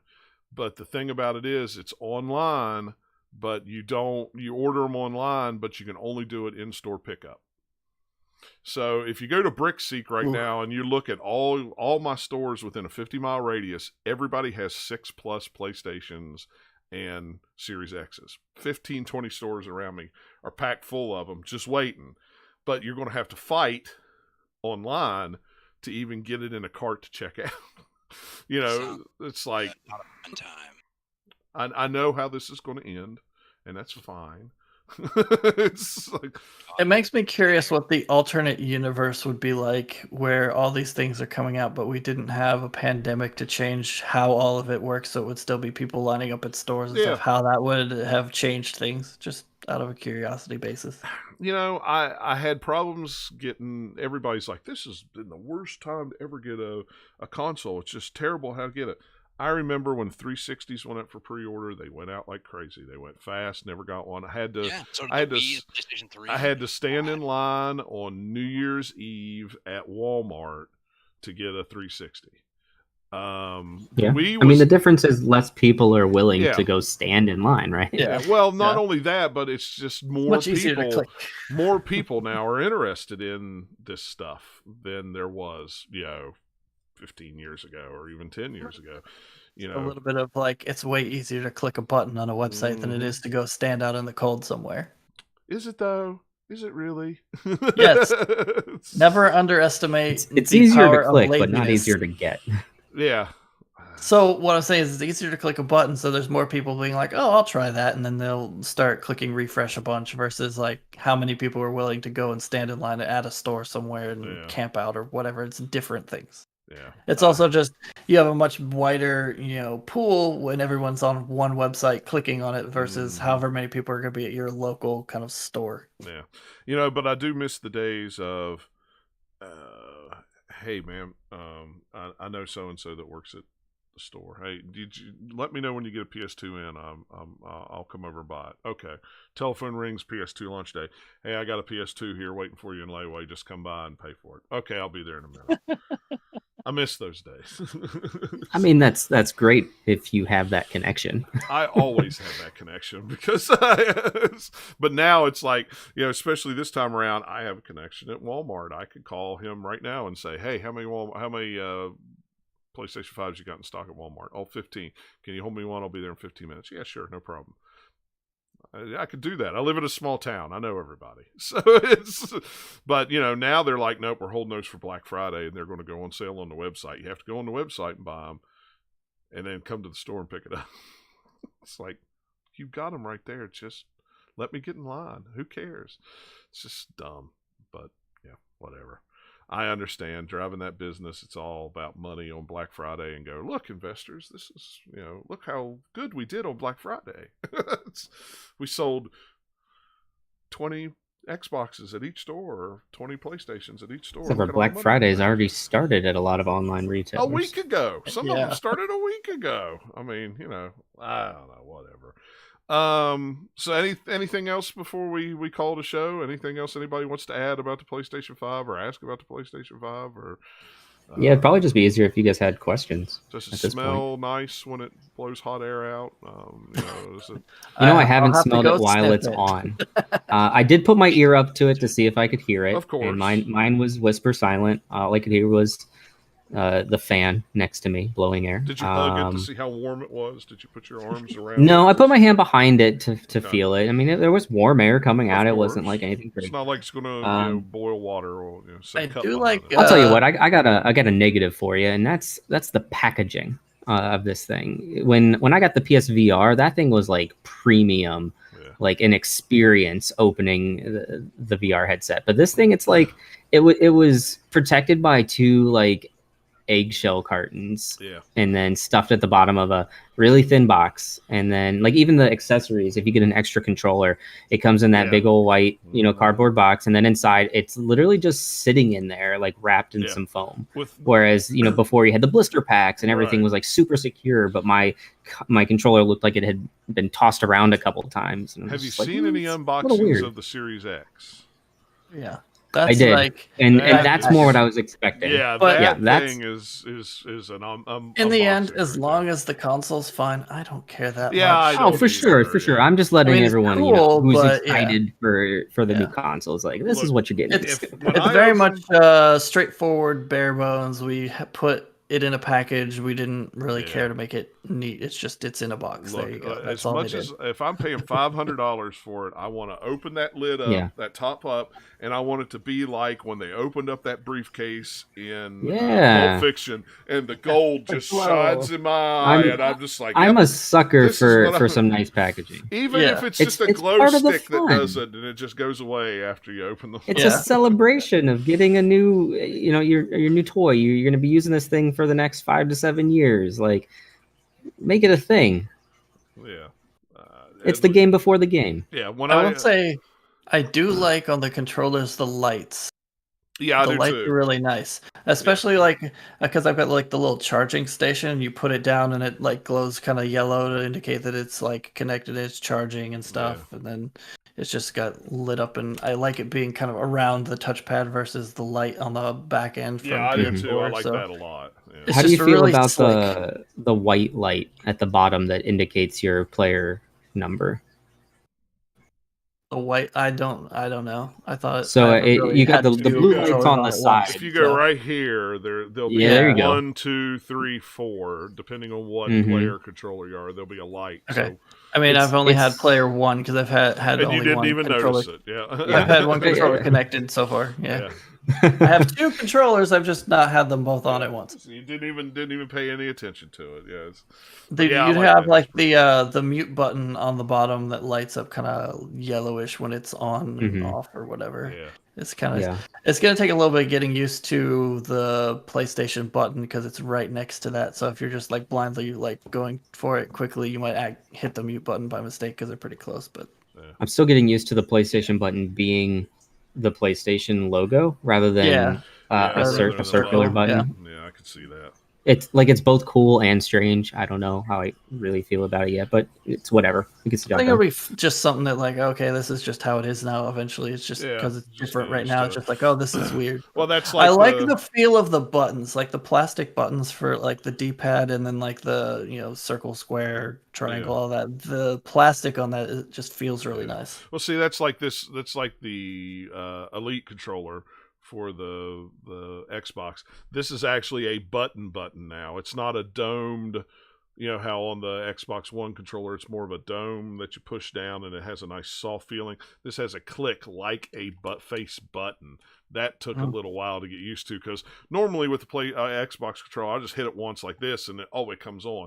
This one you kind of got to go, oh wait, I got to hold it down for just a second for it to go click. And this, as much as I like the DualSense, and I haven't played it with this is still the weight of this. So controller is just you know how on like the PS4 controller you got the share button and your options, and they're Yeah. kind of flush with the body. It's really nice having them be a little bit higher and a little more clicky for the Yes. tactileness. Yeah, they're nice. I don't have to look to make sure that I'm hitting the button now when I'm trying to access the menu or take a photo or something. Yeah, I do like the PlayStation 5 controller. It just feels a lot better than the DualShock 4.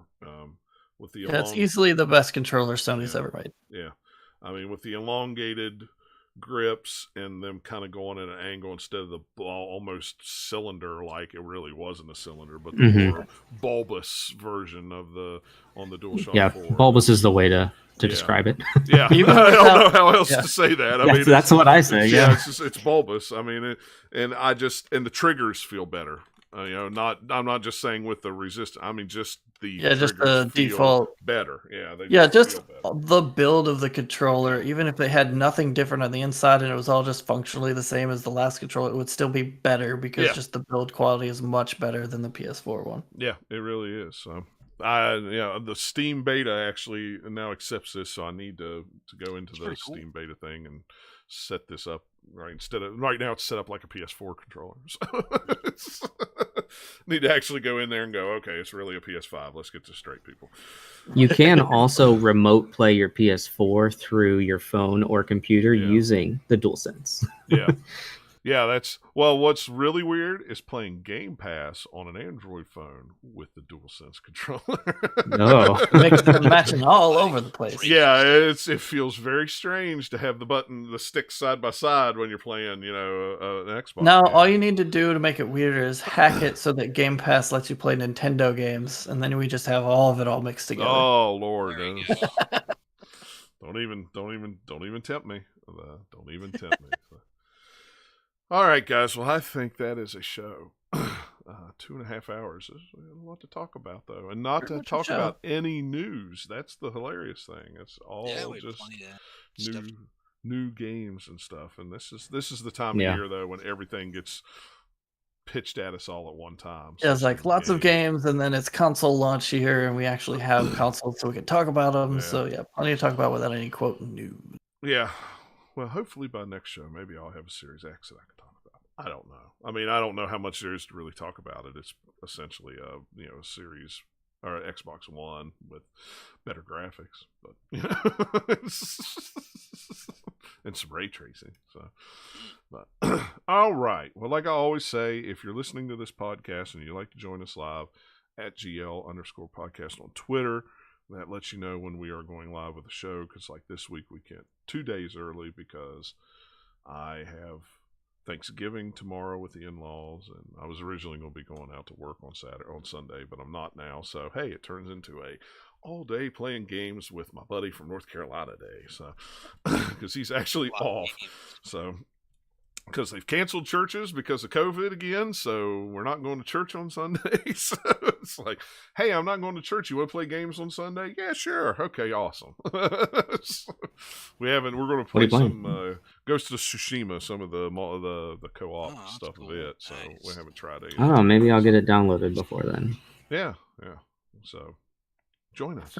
I keep forgetting that they added that co-op stuff in there. I need to try that out. Yeah, I have not tried it out yet. So he's been after me all week. Hey, you off this week? No, I gotta work this weekend, or I gotta go out of town this weekend. Then I text him right before we record and said, hey, guess what? I'm not going out of town this weekend. I will make this happen, he said. So, There you go. But all right, guys. Well, thanks a lot for hanging out with us and listening to the show. Like I say, if you want to come listen to us live and hang out in the chat, just follow us on Twitter. That's why you'll know when we are live. And so everybody in America have a good Thanksgiving. We won't have a show next week, of course, but we should be back in 2 weeks like we usually are, God willing, if everything is good and able to. Yep. See how things go. But all right. Well, thanks a lot, guys, and we will catch you all next time. Thanks for listening. See ya.